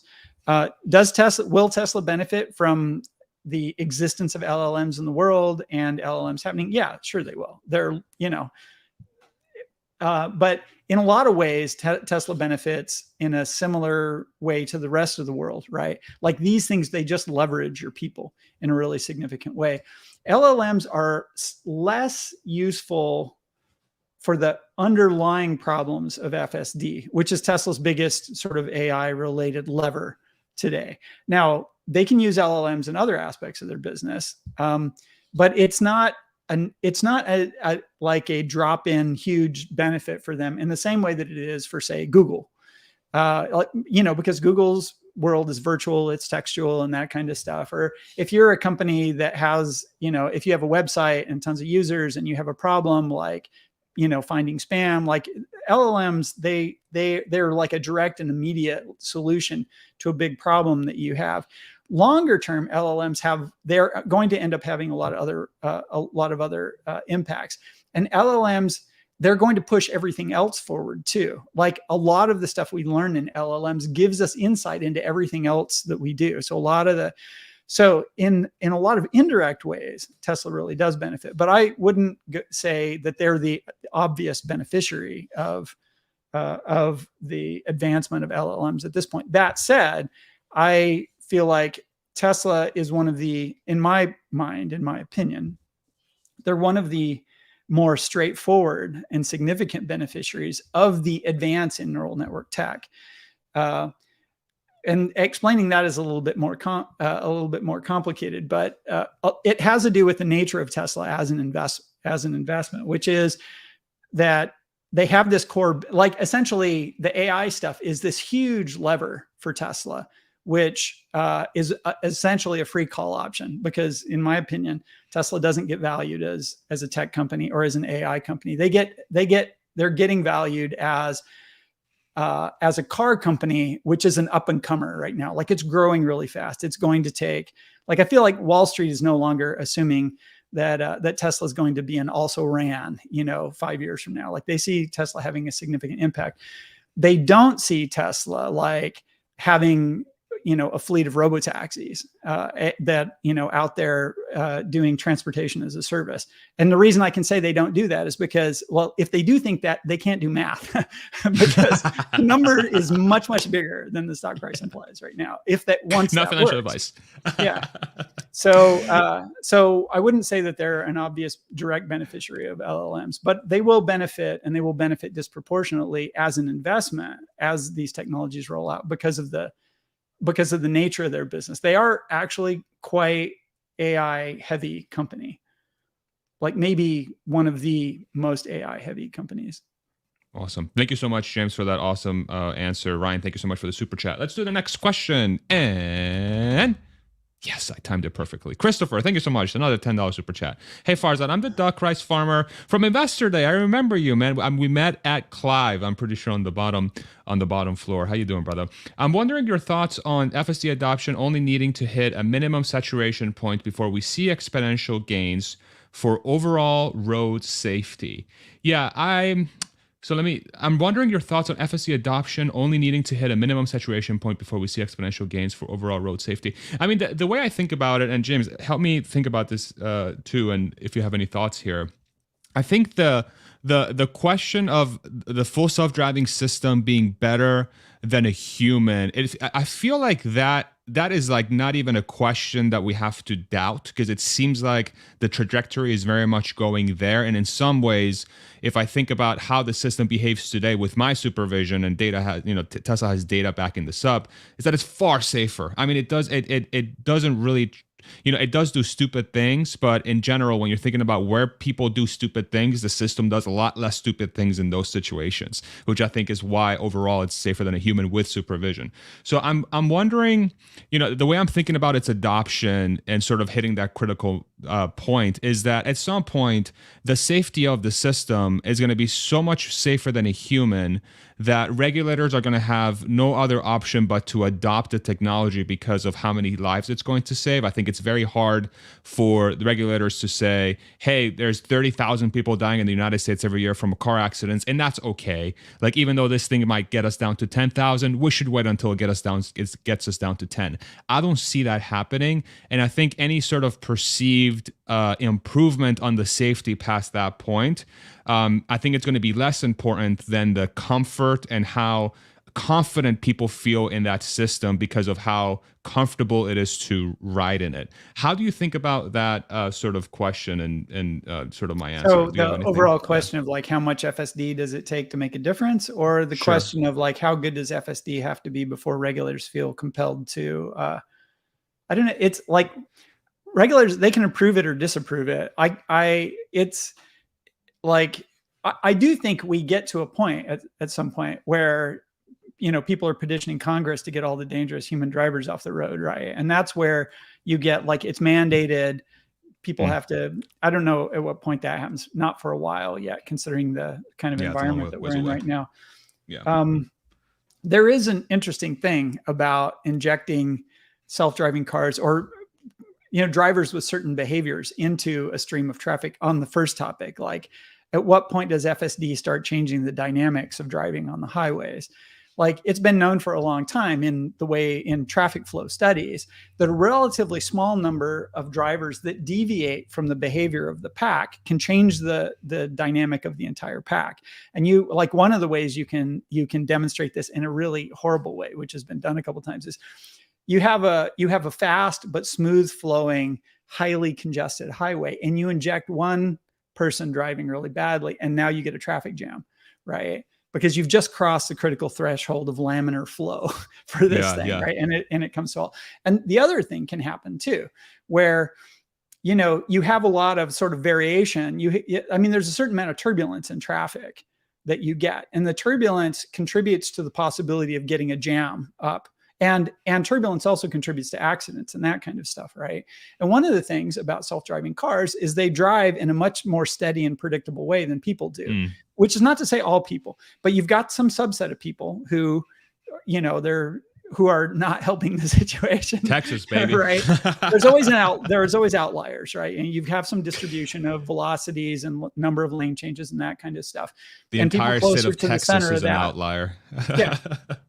Anyway, so the thing is, I don't know what the number is, but it's an amazingly small fraction of the overall vehicles that have to just become very consistent and predictable before the density of the traffic at laminar flow can get much, much higher. So like there's this interesting sort of flow thing that happens where if you have a certain concentration, which might be 10% or it might be 3% or something like that, of very consistent drivers in a mix, the whole group becomes much more consistent overall. So it'll be interesting to see what the dynamics are and if anybody does any studies on those. But I do actually think that FSD, it's going to start having that kind of impact before it has the impact of like it saving everybody's life because everybody's driving on it, right? It could have this weird knock-on effect where it changes. Like I live in LA, and LA, the freeways are nuts. Morning rush hour, people drive really fast and they're 3 feet apart, right? And there's, the fast lane is the asshole parade. You get these buses of like people who are they're really in a hurry to get going. Yeah. So it's kind of this showcase of irrational behavior, which is not safe. And the thing is, it doesn't change. You don't have to inject very many constraints into the flow of that traffic before people give up on the irrational behavior. And they just follow the flow of traffic and get there when everybody else gets there kind of thing. Yeah. And that's a safer environment to be in. Yeah. It's going to be so fascinating to see if there's a critical mass of Teslas on the road on FSD that their behavior would indirectly impact, like it would almost directly impact everyone else's behavior because of how safe they're driving, and that creates a just overall safer environment. So just by them existing on the road, it could have a positive effect. That would be mind blowing to see, and I would love to see if there's any data around that if and when that happens.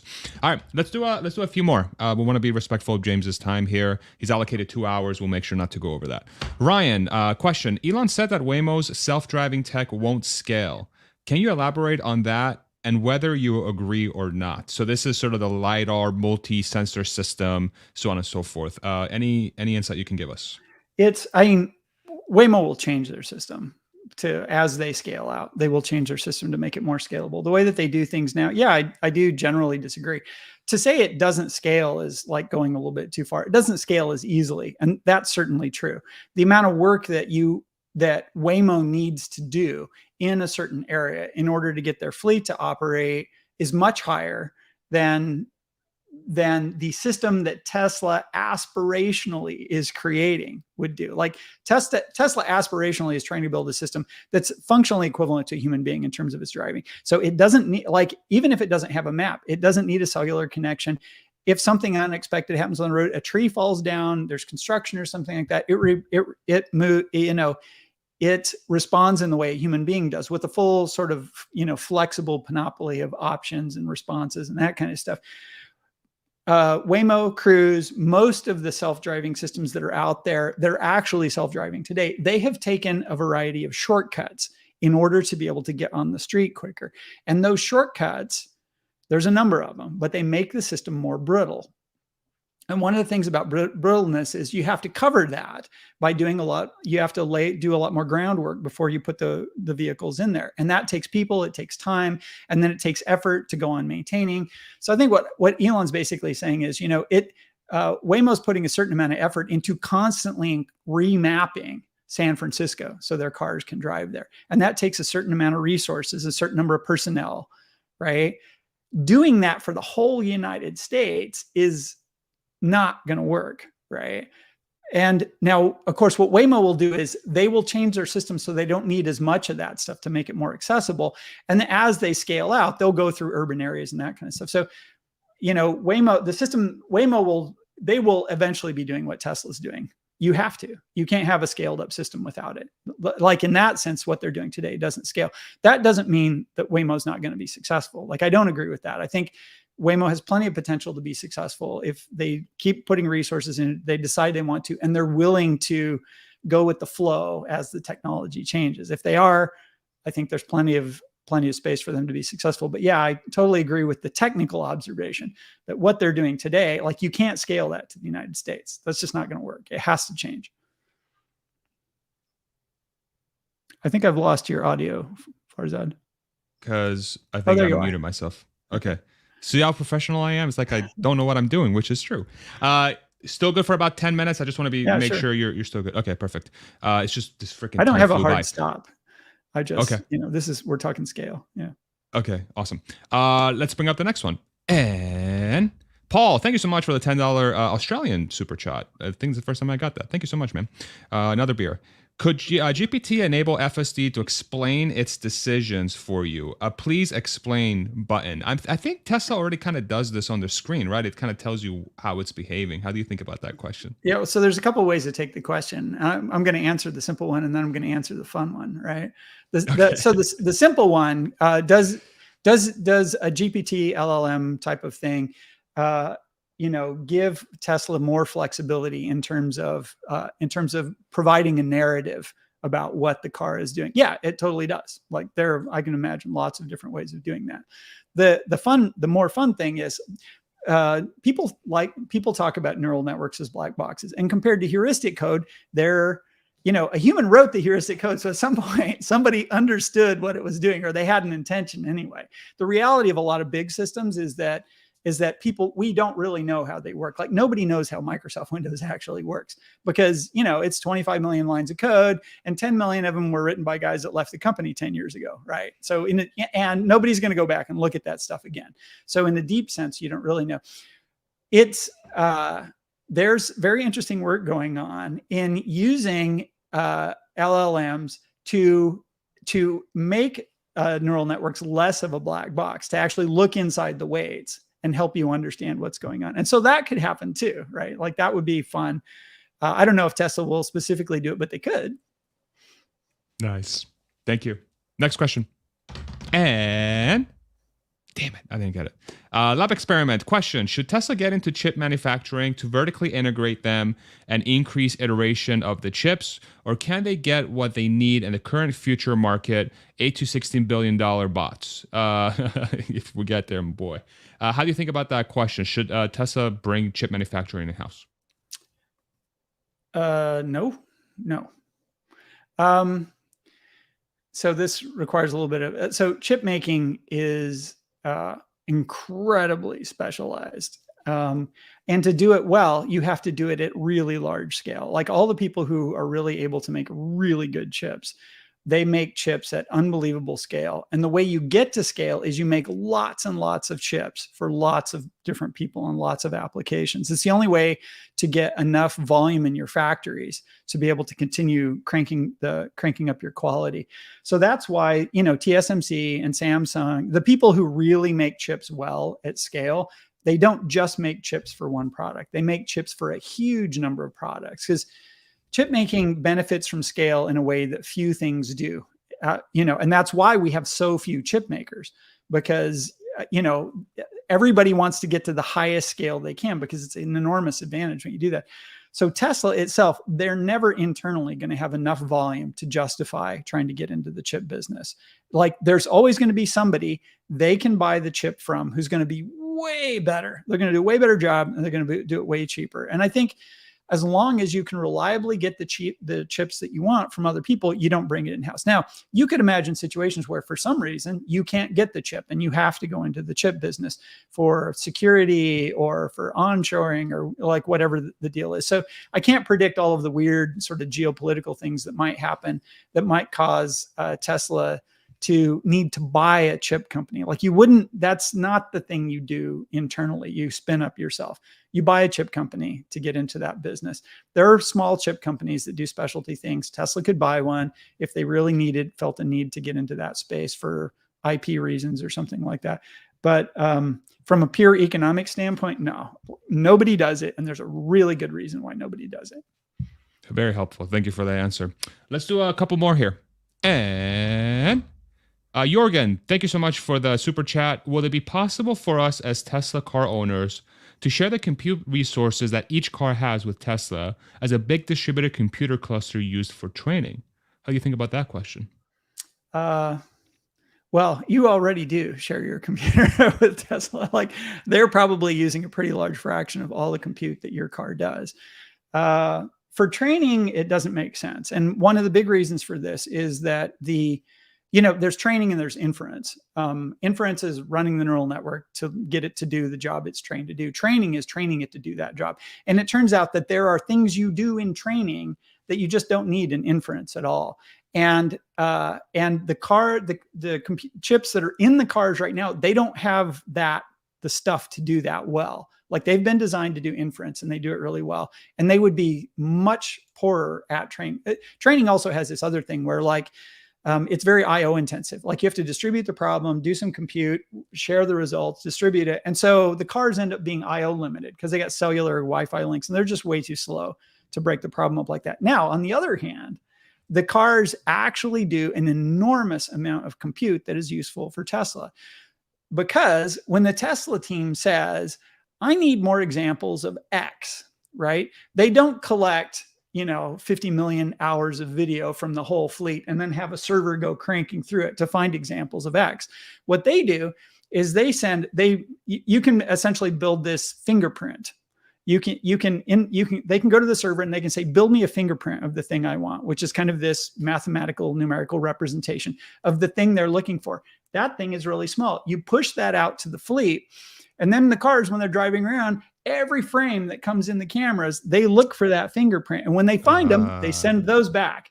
So that's a significant amount of computation that the fleet is doing. And it's doing it just so they can collect that data that the guys back at Tesla said that they wanted. And that's the main way the fleet collects data in terms of these samples that they want. So if they say, I need lots of pictures of brown Toyotas parked at bent stop signs or something like that, they can come up with that fingerprint, send it out. And night, they got lots of examples, as many as the fleet can find of that particular data. And that lets them turn the crank really fast. And they're using the compute in your car to do that fingerprinting. So they don't have to search the data after it gets back. Your car is searching the world for the data they want and just sending back the stuff that's relevant to their query.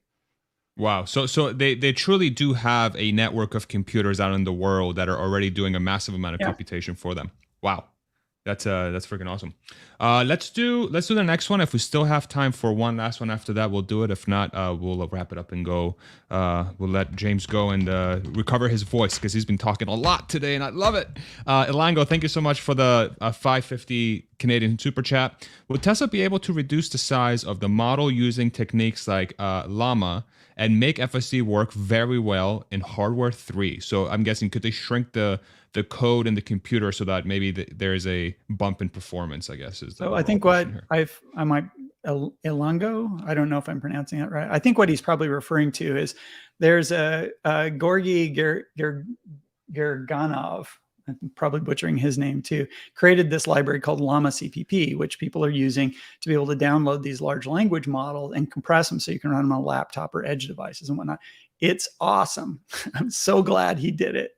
Kudos to him. Could you do that with the stuff, the neural networks and the other things that Tesla is doing in the cars? Yes, and they already do it. Tesla uses techniques we've known for a long time that they use quantization, like every model they've ever, and the core thing that Llama CPP did was it took 4-bit quantization.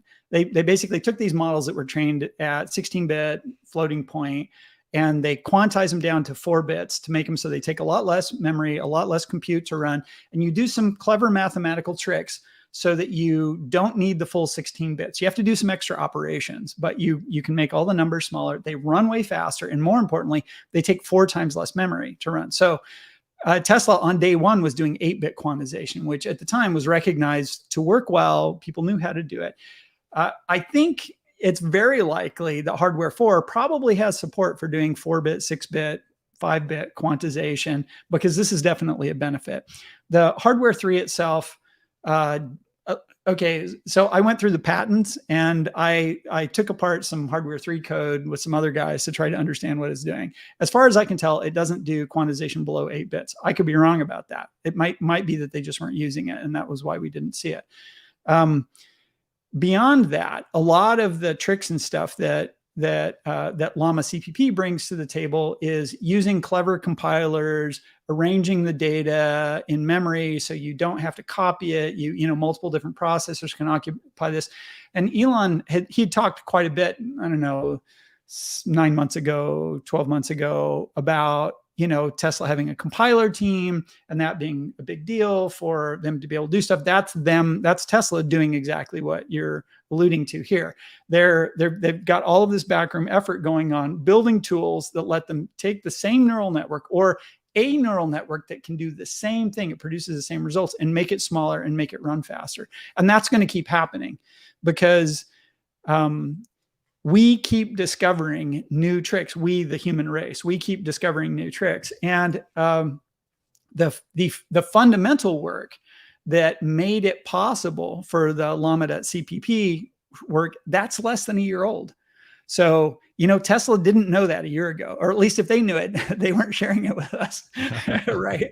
So now there's new tricks that they can use, and they can bring those to the table, and they can make the network. So yeah, I'm of the opinion that hardware 3, that getting the system to run on hardware 3, like, it's a matter of putting the effort into the optimization to get it down. And they do as much of that as they need to at any given point. They don't do more. So it frequently looks like the vehicle is running at its limit, because why not use all the compute that's in the vehicle? I do not at all take that as a sign that they are at the limit of the theoretical limit of what they can do on the thing. We know even aside from quantization, there are things like distillation. There are many techniques for basically making a functional equivalent neural network that is much smaller and runs much faster. And the more compute they have, you know, the dojos and the big clusters they build, that makes it easier and easier for them to apply more of these, you know, numerical mathematical techniques to shrink it down and make it fit inside hardware 3. So I feel like hardware 3's got a lot of room to go yet. Got it. That's very helpful. And then one more, James, is that okay? We'll do one more and call it. All right. So let's pull up Crunch's question, producer, if you can. It just came in. Channel member, $20 super chat. Thank you so much, brother. When might all cars intercommunicate to maximize separation and minimize closing speeds without impacting passenger comfort? I'm wondering if is this even needed in a future state? Yeah. So he might be talking about V2V, which is this idea that you can, you know, that there is a V2V and V2I protocols that have been standardized for vehicles to talk to one another. There's this idea that you can put like the equivalent of Wi-Fi in every car so that you've got this mesh network and cars can talk to other cars and they can share their intentions. They can share what they know. So for instance, if a car sees a car accident, it can tell the cars behind it there's a car accident, or share. I think there is a point where that stuff ends up being useful kind of at the margin. These cars today, they drive in a world that is where the rules are determined by the human drivers. And human drivers have a way of solving this, which is they maintain a safe operating distance and they observe what the other cars around them are doing.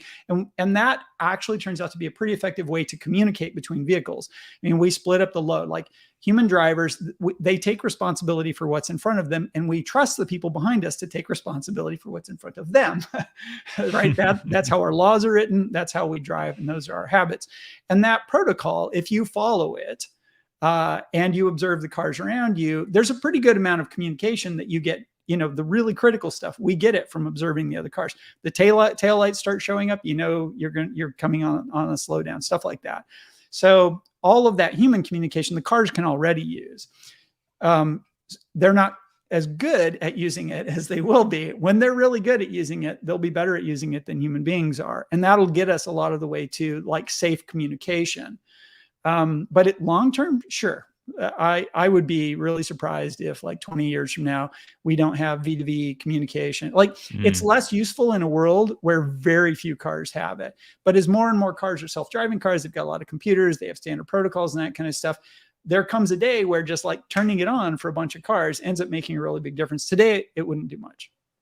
Would it be so profound that it eliminates any sort of traffic signals? So you get rid of stop signs, traffic lights, and it just turns into if you get all the humans off the road.